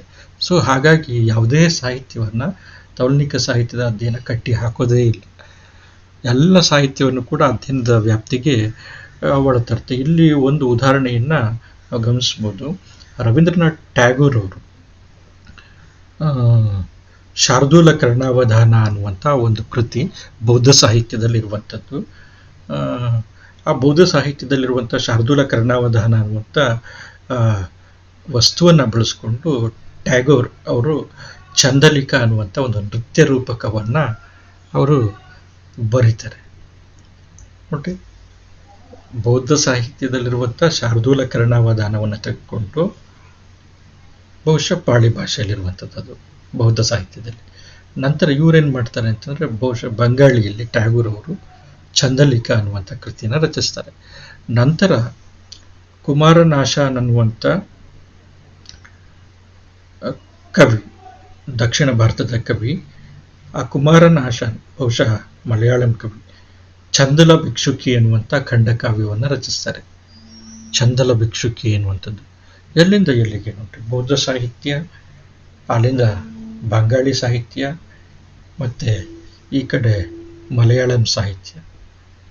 ಸೊ ಅಂದರೆ ಕುಮಾರನಾಶನ್ ಬಹುಶಃ ನನಗೆ ಸರಿಯಾಗಿ ಇರೋಂಗೆ ಮಲಯಾಳಂ ಕವಿ ಅಂತ ಅನ್ಸುತ್ತೆ, ಅಥವಾ ತಮಿಳು, ಎರಡರಲ್ಲಿ ಒಂದು, ಬಹುತೇಕ ಮಲಯಾಳಂ ಕವಿ. ಈ ಕುಮಾರನಾಶಾನ್ ಚಂದಲ ಭಿಕ್ಷುಕಿ ಅನ್ನುವಂಥ ಕೃತಿಯನ್ನು ರಚಿಸ್ತಾರೆ. ಸೊ ಖಂಡಕಾವ್ಯ. ಸೊ ಹಿಂಗೆ ಏನಂತಂತಂದರೆ ಗಡಿಗಳನ್ನು, ಹಿಂಗೆ ಭಾಷಿಕ ಗಡಿಗಳನ್ನು ದಾಟುವಂಥದ್ದು, ಮತ್ತು ಆ ಕಥೆಯ ಸಂಪ್ರದಾಯದ ಗಡಿಯನ್ನು ದಾಟುವಂಥದ್ದು. ರಾಮಾಯಣದ ಜೈನ ಸಂಪ್ರದಾಯ ಬೇರೆ, ರಾಮಾಯಣದ ಸಂಸ್ಕೃತ ರೂಪದ ಸಂಪ್ರದಾಯ ಬೇರೆ, ಜನಪದ ಸಂಪ್ರದಾಯ ಬೇರೆ, ಮತ್ತು ಬೇರೆ ಬೇರೆ ರೀತಿಯ ಇದು ಅಂದರೆ ಬೇರೆ ಬೇರೆ ರೀತಿಯ ಛಂದಸ್ಸುಗಳಲ್ಲಿ ರಚನೆಯಾಗಿರುವಂಥದ್ದು, ಆ ಕಥೆಗಳು ಬೇರೆ, ಮತ್ತು ವಸ್ತುವಿನಲ್ಲಾಗಿರುವಂಥ ಬದಲಾವಣೆಗಳು ಬೇರೆ. ಸೊ ಈ ರೀತಿ, ಮತ್ತು ವಿಶ್ವಮಾನವ ಪ್ರಜ್ಞೆಯಿಂದ, ಆಧುನಿಕ ಮನೋಭಾವದಿಂದ ಬರೆದಿರುವಂಥ ಕುವೆಂಪು ಅವರ ರಾಮಾಯಣ ಮೂಲದಿಂದ ಭಿನ್ನವಾಗಿದೆ. ಸೊ ಈ ಥರದ್ದೆಲ್ಲನೂ ಕೂಡ ಭಿನ್ನತೆಗಳನ್ನು, ಗಡಿಗಳನ್ನು ದಾಟುವಂಥದ್ದು. ಇದನ್ನು ತೌಲ್ನಿಕ ಅಧ್ಯಯನ ಒಪ್ಪತ್ತೆ. ಈ ರೀತಿ ನಾನು ಹೇಳಿದೆ, ರಾಮಾಯಣವನ್ನು ಆಧರಿಸಿ ನೂರಾರು ಕೃತಿಗಳು ರಚನೆ ಆಗಿದೆ. 300 ರಾಮಾಯಣ ಕೆ ರಾಮಾನುಜನ್ ಬರೆದಿದ್ದಾರೆ. ಸೊ ಆದರೆ ಏಕತ್ವವನ್ನು ಒಪ್ಪುವಂಥವರು ಇಲ್ಲ. ರಾಮಾಯಣ ಅಂತಂದರೆ ವಾಲ್ಮೀಕಿ ರಾಮಾಯಣನೇ. ಜನಪದ ಮಹಾಭಾರತ ಅನ್ನುವಂಥದ್ದು ಒಂದಿದೆ. ಬೆಟ್ಟದ ಬೀಡು ಸಿದ್ದಶೆಟ್ಟಿ ಎನ್ನುವಂಥವರು ಜನಪದ ಮಹಾಭಾರತ, ಜನಪದ ಮಹಾಭಾರತವನ್ನು ಸಂಪಾದಿಸಿ ಕೊಟ್ಟಿದ್ದಾರೆ. ಇಷ್ಟು ದಪ್ಪದ ಕೃತಿ ಅದು. ಅದೇ ರೀತಿ ಜನಪದ ರಾಮಾಯಣನೂ ಕೂಡ ಇದೆ ಅಂತಂತ ಅವರೇ ಹೇಳಿದ್ದಾರೆ, ಮತ್ತು ಅದನ್ನು ಸಂಪಾದನೆ ಮಾಡಬೇಕು ಅಂತಂತ PK ರಾಜಶೇಖರ್ ಅನ್ನುವಂಥವ್ರು, ಅವರನ್ನು ಅತ್ಯಂತ ಗೌರವದಿಂದ ಸ್ಮರಿಸಬೇಕು. ಆ ಬೆಟ್ಟದ ಬೀಡು ಸಿದ್ದಶೆಟ್ಟಿಯವರು ಹಾಡಿದಂಥ ಆ ಮಹಾಭಾರತವನ್ನು ಅವರು ಸಂಪಾದಿಸಿ ಕೊಟ್ಟಿದ್ದಾರೆ. ಅದಕ್ಕೆ ಕನ್ನಡಿಗರು ಋಣಿಯಾಗಿರಬೇಕು. ಇವನ್ ಅವರೇ ಬೆಟ್ಟದ ಬೀಡು ಸಿದ್ದಶೆಟ್ಟಿಯವರೇ ಹೇಳಿದಂಥದ್ದು ಏನಂತಂದರೆ, ಜನಪದ ರಾಮಾಯಣನೂ ಕೂಡ ಇದೆ ಅಂತ, ಅದನ್ನು ಹಾಡ್ತೀನಿ ಅಂತ. ದುರದೃಷ್ಟವಶಾತ್ ಅದು ನಮ್ಮ ಸಂಪಾದನೆ ಮಾಡೋಕ್ಕಾಗಲಿಲ್ಲ ಅವರಿಗೆ. ಅದು ನಮಗೆ ಲುಪ್ತವಾಗಿದೆ, ಈಗ ಸಿಗ್ತಾ ಇಲ್ಲ, ಅದನ್ನು ಹಾಡುವಂಥವ್ರಿಲ್ಲ. ಸೊ ಎಷ್ಟು ಇದು ಥರದ ಕೃತಿಗಳು ಅಂತಂತಂದರೆ, ಈ ಥರದ್ದು ಬೇರೆ ಬೇರೆ ಭಾಷೆಯಲ್ಲಿ ಬೇರೆ ಬೇರೆ ಥರದ ಗೊಂಡರ ರಾಮಾಯಣ ಇದೆ, ಬಿಲ್ಲರ ಭಾರತ ಇದೆ. ಸೊ ಈ ರೀತಿ ಬೇರೆ ಬೇರೆ ರೀತಿಯಲ್ಲಿ ರಾಮಾಯಣದ ಮಹಾಭಾರತದ ಸಂಪ್ರದಾಯಗಳೆಲ್ಲನೂ ಕೂಡ ಇದ್ದಾವೆ. ಸೊ ಹಾಗಾಗಿ ಏನಂತಂತಂದರೆ, ಎಲ್ಲ ಸಂಸ್ಕೃತದಲ್ಲಿ ರಚನೆಯಾಗಿರುವಂಥ ವ್ಯಾಸನ ಭಾರತ ಅಥವಾ ವಾಲ್ಮೀಕಿಯ ರಾಮಾಯಣ ಇದೇ ಶ್ರೇಷ್ಠ ಅಂತಂತ ಇಟ್ಕೊಂಡು ಹೋದರೆ, ನಮ್ಮಲ್ಲಿರುವಂಥ ಸಾಂಸ್ಕೃತಿಕ ವೈವಿಧ್ಯತೆಯನ್ನು ಎಲ್ಲನೂ ಕೂಡ ಅಳಿಸಾಕಬೇಕಾಗತ್ತೆ. ಯಾವುದೋ ಒಂದು ಭಾಷೆಯ, ಯಾವುದೋ ಒಂದು ಥರದ ಜನರು, ಯಾವುದೋ ಒಂದು ಥರದ ಭಾಷೆನ ಆಡುವಂಥವ್ರು ಇಲ್ಲಿರಬೇಕಾಗತ್ತೆ. ಸೊ ಅದನ್ನು ನಮ್ಮ ಸಾಹಿತ್ಯ ಕೃತಿಗಳು ಪ್ರತಿ ಸಂದರ್ಭದಲ್ಲೂ ಕೂಡ ನಿರಾಕರಿಸಿ, ಬಹುತ್ವವನ್ನು, ವೈವಿಧ್ಯತೆಯನ್ನು, ನಮ್ಮ ಸಂವಿಧಾನ ಏನು ಎತ್ತಿ ಹಿಡಿದಿದೆ, ಇಲ್ಲಿರುವಂಥ ಎಲ್ಲ ಭಾಷೆ, ಸಂಪ್ರದಾಯ, ಜನಾಂಗ, ಗಂಡು ಹೆಣ್ಣು, ವರ್ಣ, ಅಂತಸ್ತು ಎಲ್ಲರಿಗೂ ಕೂಡ ಸಮಾನ ಅವಕಾಶಗಳು ಅಂತಂದ್ಬಿಟ್ಟು ಅದರ ಅನುಚ್ಛೇದ 15ರಲ್ಲಿ.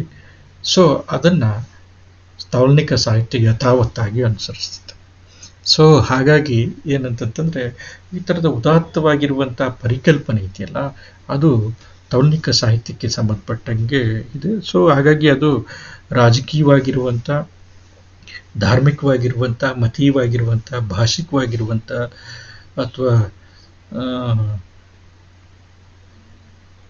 ಸಾಮಾಜಿಕವಾಗಿರುವಂಥ, ಅಥವಾ ಜಾತೀಯತೆಯ ಎಲ್ಲೆಕಟ್ಟುಗಳನ್ನೆಲ್ಲನೂ ಕೂಡ ಮೀರಿ ಅದನ್ನು ಅಳಿಸಿ ಹಾಕುವಂಥ ಒಂದು ಪ್ರಯತ್ನವನ್ನು ಮಾಡುತ್ತೆ ಮತ್ತು ತೌಲ್ನಿಕ ಸಾಹಿತ್ಯ ಆ ರೀತಿ ಮಾಡುತ್ತೆ. ಸೊ ಹಾಗಾಗಿ ತೌಲ್ನಿಕ ಸಾಹಿತ್ಯಕ್ಕೆ ಒಂದು ಮಹತ್ವತೆ ಅನ್ನುವಂಥದ್ದು ಇದೆ ಅನ್ನುವಂಥದ್ದು.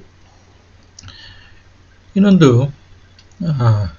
ತೌಲ್ನಿಕ ಸಾಹಿತ್ಯ ಆ್ಯಕ್ಚುಲಿ ಸಾಹಿತ್ಯ ಕೃತಿಗಳ ಮೌಲ್ಯಮಾಪನ ಮಾಡೋದಕ್ಕೂ ಕೂಡ ನೆರವಾಗುತ್ತೆ. ಇದು ತೌಲ್ನಿಕ ಸಾಹಿತ್ಯ ನೋಡ್ರಿ, ತನ್ನ ವ್ಯಾಪ್ತಿಯನ್ನು ವಿಸ್ತರಿಸಿಕೊಂಡಂಥ ಕಾರಣದಿಂದ ತೌಲ್ನಿಕ ವಿಮರ್ಶೆಯನ್ನು ಕೂಡ, ಅಥವಾ ವಿಮರ್ಶೆಯ ತತ್ವಗಳು ಕೂಡ ತೌಲ್ನಿಕ ಸಾಹಿತ್ಯದ ಒಳಗಡೆ ಬರುತ್ತೆ ಅಂತಂದು ನಾವು ಈ ಹಿಂದೆ ಅಭ್ಯಾಸ ಮಾಡಿದ್ವಿ. ಸೊ ಈ ತೌಲ್ನಿಕ ವಿಮರ್ಶೆ ಅನ್ನುವಂಥದ್ದು ಕಾರ್ಯನಿರ್ವಹಿಸಬೇಕಾದ್ರೆ ಅದೇನು ಮಾಡುತ್ತೆ ಅಂತಂತಂದರೆ, ಎರಡು ಭಿನ್ನ ವಸ್ತುಗಳನ್ನು, ಸಮಾನ ವಸ್ತುಗಳನ್ನು ಎದುರು ಬದುರಾಗಿ ನಿಲ್ಲಿಸ್ಬಿಟ್ಟು ಅದೇನು ಮಾಡುತ್ತೆ ಅಂತಂದರೆ, ಎರಡೂ ಕೃತಿಗಳ ವೈಶಿಷ್ಟ್ಯತೆಯನ್ನು ಅದು ಗುರುತಿಸುತ್ತೆ. ಎರಡೂ ಕೃತಿಗಳ ಸಮಾನ ಅಂಶಗಳನ್ನು ಗುರುತಿಸುತ್ತೆ. ಎರಡೂ ಕೃತಿಗಳಲ್ಲಿರುವಂಥ ಭಿನ್ನ ಅಂಶಗಳನ್ನು ಗುರುತಿಸುತ್ತೆ. ಆಮೇಲೆ ಅದಷ್ಟಕ್ಕೆ ಅಲ್ಲದೆ, ಅಂದರೆ ಈ ರೀತಿ ತುಲನೆ ಮಾಡೋದಲ್ಲದೆ ಅದು ವಿಶ್ಲೇಷಣೆ ಮಾಡೋದಕ್ಕೆ ಶುರು ಮಾಡುತ್ತೆ. ಸೊ ಎರಡು ಕೃತಿಗಳಲ್ಲಿರುವಂಥ ಸಾಮ್ಯತೆಗೆ ಈ ಕೃತಿಗಳು ರಚನೆಯಾಗಿರುವಂಥ ಸಾಮಾಜಿಕ ಸಂದರ್ಭ, ಸಾಂಸ್ಕೃತಿಕ ಸಂದರ್ಭ, ಕಾಲಘಟ್ಟ, ರಾಜಕೀಯವಾಗಿರುವಂಥ ಹಿನ್ನೆಲೆ, ಸಾಮಾಜಿಕವಾಗಿರುವಂಥ ಪರಿಸರ, ಆಮೇಲೆ ಆ ಕಾಲದ ವಿಚಾರ ಸಂಹಿತೆಗಳು, ಇವೆಲ್ಲನೂ ಕೂಡ ಹೇಗೆ ಆ ಲೇಖಕನ ಮೇಲೆ ಪ್ರಭಾವ ಬೀರಿದೆ, ಮತ್ತು ಲೇಖಕ ಅವುಗಳನ್ನ ಹೇಗೆ ಗ್ರಹಿಸಿದ್ದಾನೆ, ಮತ್ತು ಲೇಖಕ ತನ್ನ ವ್ಯಕ್ತಿ ವಿಶಿಷ್ಟ ಪ್ರತಿಭೆಯಿಂದ ಅವುಗಳನ್ನ ಹೇಗೆ ರೂಪಿಸಿದ್ದಾನೆ, ಆ ಎರಡು ಸಮಾನ ವಸ್ತುಗಳನ್ನು ಆ ಲೇಖಕರಿಬ್ಬರನ್ನು ಕೂಡ, ಇವನ್ನೆಲ್ಲನೂ ಕೂಡ ಅಭ್ಯಾಸ ಮಾಡಿ ವಿಶ್ಲೇಷಣೆ ಮಾಡುತ್ತೆ.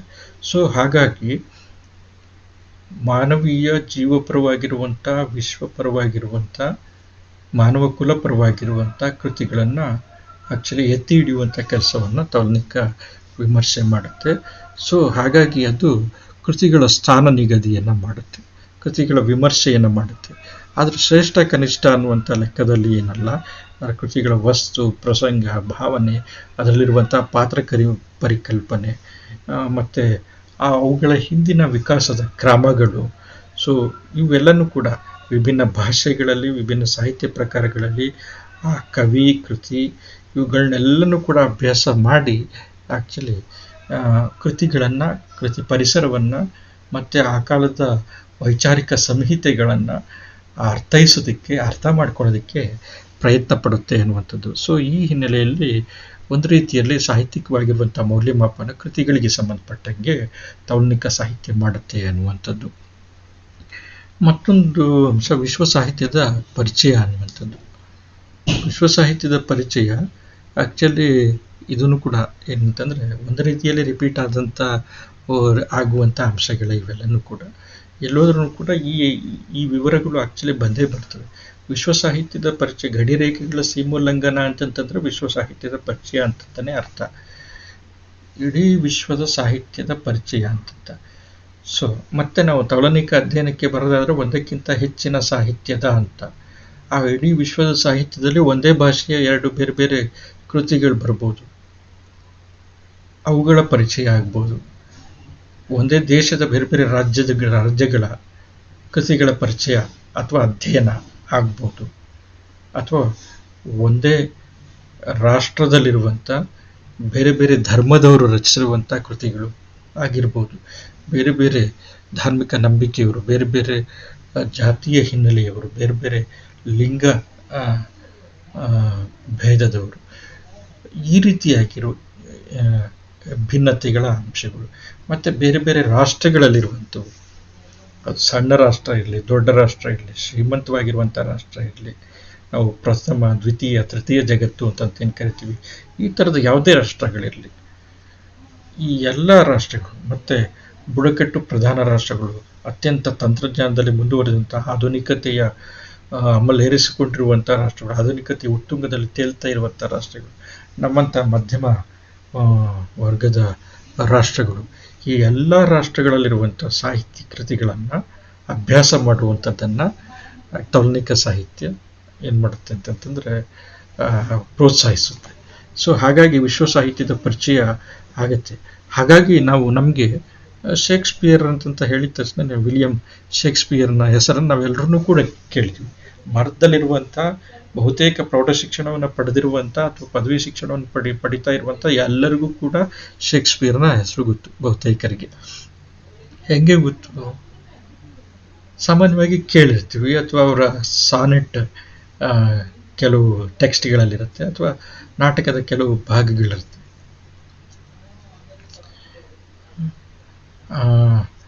ಸೆಕೆಂಡ್ ಇಯರ್ PUC ಅಂತಂತ ಕಾಣುತ್ತೆ, ರೋಮಿಯೋ ಜೂಲಿಯೆಟ್ನ ಒಂದು ನಾಟಕದ ಪ್ರಸಂಗವನ್ನು ಇಟ್ಟಿದ್ರು, ಆ್ಯಕ್ಚುಲಿ ಶೇಕ್ಸ್ಪಿಯರ್ ಕೃತಿ. ಸೊ ಹಾಗಾಗಿ ಅದರಲ್ಲಿ ಜೂಲಿಯೆಟ್ ರೋಮಿಯೋಗೆ ಹೇಳೋದು, come on thou Romeo, come on thou day and night ಅಂತಂದ್ಬಿಟ್ಟು.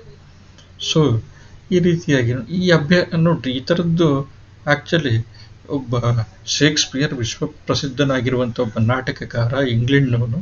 ಅವನನ್ನು ನಾವು ಅಂದರೆ ಒಂದು ಕಾಲದಲ್ಲಿ ಅವರ ವಸಾಹತು ರಾಷ್ಟ್ರವಾಗಿದ್ದಂಥ ನಾವು ಇವತ್ತು ಸ್ವತಂತ್ರವಾಗಿ ನಾವು ಓದ್ತಾ ಇದ್ವಿ, ಸ್ವತಂತ್ರವಾಗಿ ಅಭ್ಯಾಸ ಮಾಡ್ಕೊಳ್ತಾ ಇದ್ವಿ. ಪ್ರೀತಿ ಅಂತಂದರೆ ಏನು ಅನ್ನುವಂಥದ್ದನ್ನು ಅರ್ಥ ಮಾಡ್ಕೊಳ್ಳೋದಕ್ಕೆ, ವಿವೇಚಿಸೋದಕ್ಕೆ ನಾವು ಪ್ರಯತ್ನ ಪಡ್ತೀವಿ.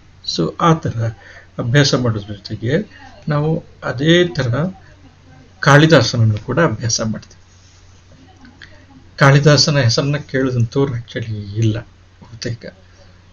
ಅಟ್ಲೀಸ್ಟ್ ಕಾಳಿದಾಸನ ಸಿನಿಮಾವನ್ನು ನೋಡಿ ಆದ್ರೂ ಕೂಡ, ಕವಿರತ್ನ ಕಾಳಿದಾಸನ ಸಿನಿಮಾ ನೋಡಿ ಅದರಲ್ಲಿರುವಂಥ ಆ ಕೃತಿಗಳ ರೂಪಕಗಳನ್ನು ಕೊಡ್ತಾರಲ್ಲ, ಅದನ್ನು ನೋಡಿ ಆ ಕೃತಿಗಳ ಒಂದು ಜಿಸ್ಟ್ ಏನಿದೆ, ಮೂಲ ಸತ್ವ ಏನಿದೆ ಅದನ್ನು ಅರ್ಥ ಮಾಡ್ಕೊಂಡಿರ್ತೀವಿ.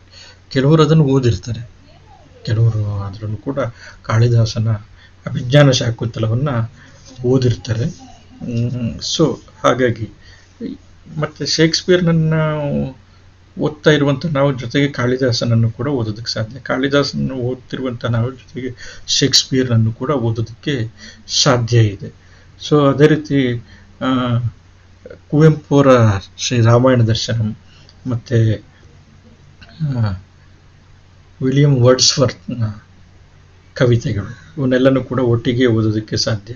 ಮತ್ತು ಮಿಲ್ಟನ್ ಕವಿಯ ಪ್ಯಾರಡೈಸ್ ಲಾಸ್ಟ್ ಅಥವಾ ಪ್ಯಾರಡೈಸ್ ರೀಗೇನ್ ಅನ್ನುವಂಥ 2 ಮಹಾಕಾವ್ಯಗಳು, ಕುವೆಂಪು ಅವರ ರಾಮಾಯಣ ದರ್ಶನ ಕೃತಿಗಳನ್ನ ಜೊತೆಯಲ್ಲಿಟ್ಟು ಓದೋದಕ್ಕೆ ಸಾಧ್ಯ ಇದೆ. ಕುವೆಂಪು ಅವರ ಪ್ರಕೃತಿ ಗೀತೆಗಳು ಮತ್ತು ವರ್ಡ್ಸ್ವರ್ತ್ನ ಪ್ರಕೃತಿ ಗೀತೆಗಳನ್ನ ಜೊತೆಯಲ್ಲಿಟ್ಟು ಓದೋದಕ್ಕೆ ಸಾಧ್ಯ ಇದೆ. ರಾಬರ್ಟ್ ಬರ್ನ್ಸ್ ಕವಿಯ ಪ್ರೇಮ ಕವಿತೆಗಳು ಮತ್ತು KS ನರಸಿಂಹಸ್ವಾಮಿ ಅವರ ದಾಂಪತ್ಯ ಗೀತೆಗಳನ್ನ ಒಟ್ಟಿಗೆ ಇಟ್ಟು ಅಧ್ಯಯನ ಮಾಡೋದಕ್ಕೆ ಸಾಧ್ಯತೆ ಇದೆ. ಅದೇ ರೀತಿ TS ಎಲಿಯಟ್ ಈ ಥರ ಹೆಸರನ್ನು ನಾವು ಕೇಳಿದ್ದೀವಿ. ಮಾಡರ್ನಿಸಮ್ ಅನ್ನುವಂಥದ್ದನ್ನು ಯುರೋಪಿನಲ್ಲಿ ಪ್ರತಿಪಾದಿಸಿ ಆ ಹಿನ್ನೆಲೆಯಲ್ಲಿ ಕಾವ್ಯವನ್ನು ಬರೆದಿರುವಂಥವ್ರು. ಅದೇ ರೀತಿ ಕನ್ನಡದಲ್ಲಿ ನವ್ಯಕಾವ್ಯದಲ್ಲಿ ಅತ್ಯಂತ ದೊಡ್ಡ ಹೆಸರು ಅಂತಂದರೆ ಗೋಪಾಲಕೃಷ್ಣ ಅಡಿಗರು. ಈ ಇಬ್ಬರನ್ನು ಕೂಡ ಒಟ್ಟಿಗೆ ತೌಲ್ನಿಕವಾಗಿ ಅಭ್ಯಾಸ ಮಾಡೋದಕ್ಕೆ ಸಾಧ್ಯ ಇದೆ. ಹಾಗೆ ಅರಿಸ್ಟಾಟಲ್ ಮತ್ತು ಭರತ ಮೊದಲಾಗಿರುವಂಥವರ ಕೃತಿಗಳ ಪರಿಚಯ ನಮಗೆ ಸಾಧ್ಯ ಆಗುತ್ತೆ. ಆಮೇಲೆ ಈ ಹೆಸರುಗಳು ಈಗಾಗಲೇ ಹಿಂದೆನೇ ಬಂದಿದೆ. ಗಯಟೆ ವಿಶ್ವ ಸಾಹಿತ್ಯದ ಪ್ರತಿಪಾದಕ, ಲಿಯೋ ಟಾಲ್ಸ್ಟಾಯ್ ವಿಶ್ವ ಮಾನವತೆಯ ಪ್ರತಿಪಾದಕ, ವಾಲ್ಟ್ ವಿಟ್ಮನ್ ಇದನ್ನು ಕೂಡ ವಿಶ್ವ ಮಾನವತೆಯನ್ನು ಎತ್ತಿ ಹಿಡಿದಂಥವನು, ಡೇವಿಡ್ ಹೆನ್ರಿ ಥೋರೋ ಇಡೀ ವಿಶ್ವ ಎಲ್ಲನೂ ಕೂಡ ಆ್ಯಕ್ಚುಲಿ ಎಲ್ಲರಿಗೂ ಕೂಡ ಸೇರಿರುವಂಥ ಗಡಿ ರೇಖೆಗಳನ್ನ ಒಪ್ಪದೇ ಇರುವಂಥ ಒಬ್ಬ ವ್ಯಕ್ತಿ. ಅವನು ವಾಲ್ಡನ್ ಅನ್ನುವಂಥ ಒಂದು ಕೆರೆ ಹತ್ರ ಇದ್ಕೊಂಡು ಸುಮಾರು ವರ್ಷಗಳ ಕಾಲ ಇದ್ದು ಅಲ್ಲಿರುವಂಥ ಅನುಭವಗಳನ್ನ ಅವನು ಬರೆದಿದ್ದಾನೆ. ಅತ್ಯಂತ ಕನಿಷ್ಠವಾಗಿರುವಂಥ ಸೌಲಭ್ಯಗಳ ಜೊತೆಗೆ ಮನುಷ್ಯ ಅತ್ಯಂತ ಸರಳವಾಗಿ ಹೇಗೆ ಬದುಕೋದಕ್ಕೆ ಸಾಧ್ಯ ಆಗುತ್ತೆ ಅಂತ ಇಡೀ ವಿಶ್ವಕ್ಕೆ ತೋರಿಸ್ಕೊಟ್ಟಂಥ ವ್ಯಕ್ತಿ, ಗಾಂಧೀಜಿಯ ಮೇಲೆ ಅತಿ ಹೆಚ್ಚು ಪ್ರಭಾವ ಬೀರಿದಂಥ ವ್ಯಕ್ತಿ. ಉಮರ್ ಖಯ್ಯಾಮ್ ಅನ್ನುವಂಥ ಜಗತ್ತಿನಲ್ಲಿ ಅತ್ಯಂತ ಹೆಚ್ಚು ಪ್ರಸಿದ್ಧನಾಗಿರುವಂಥ, ಹೆಚ್ಚು ಭಾಷೆಗಳಿಗೆ ಅನುವಾದವಾಗಿರುವಂಥ ಈತನ ರುಬಾಯತಿಗಳು, ಜಾರ್ಜ್ ಬರ್ನಾರ್ಡ್ ಶಾನ ನಾಟಕಗಳು, ಬರ್ಟಾಲ್ಟ್ ಬ್ರೆಕ್ಟ್ ಈತನ ಗೆಲಿಲಿಯೋ ಅನ್ನುವಂಥ ಒಂದು ನಾಟಕ ಅತ್ಯಂತ ಅದ್ಭುತವಾಗಿರುವಂಥದ್ದು. ಸೊ ಈ ಥರದ ವಿಶ್ವಪ್ರಸಿದ್ಧ ಕವಿಗಳು, ಚಾರ್ಲ್ಸ್ ಬೋದಿಲೇರ್ ಅನ್ನುವಂಥ ಫ್ರಾನ್ಸ್ ದೇಶದ ಒಬ್ಬ ಕವಿ, ಜೇನ್ ಆಸ್ಟೀನ್ ಅನ್ನುವಂಥವ್ರು ಒಬ್ಬ ಹೆಣ್ಮಗಳು, ತುಂಬ ಉತ್ತಮವಾಗಿರುವಂಥ ಕಾದಂಬರಿಗಳನ್ನು ಬರೆದಿದ್ದಾಳೆ. ಆಮೇಲೆ ಫ್ಯೂದರ್ ದಾಸ್ತೋವ್ಸ್ಕಿ ರಷ್ಯಾದವನು. ಸೊ ಅದೇ ಥರ ಪುಷ್ಕಿನ್ ಈತನು ಕೂಡ ರಷ್ಯಾದವನು. ಜಾಕ್ ಲಂಡನ್ ಅನ್ನುವಂಥವನು, ಪೇಯ್ನ್ ಅನ್ನುವಂಥವ್ನು, ನೋವು ಅನ್ನುವಂಥದ್ದು.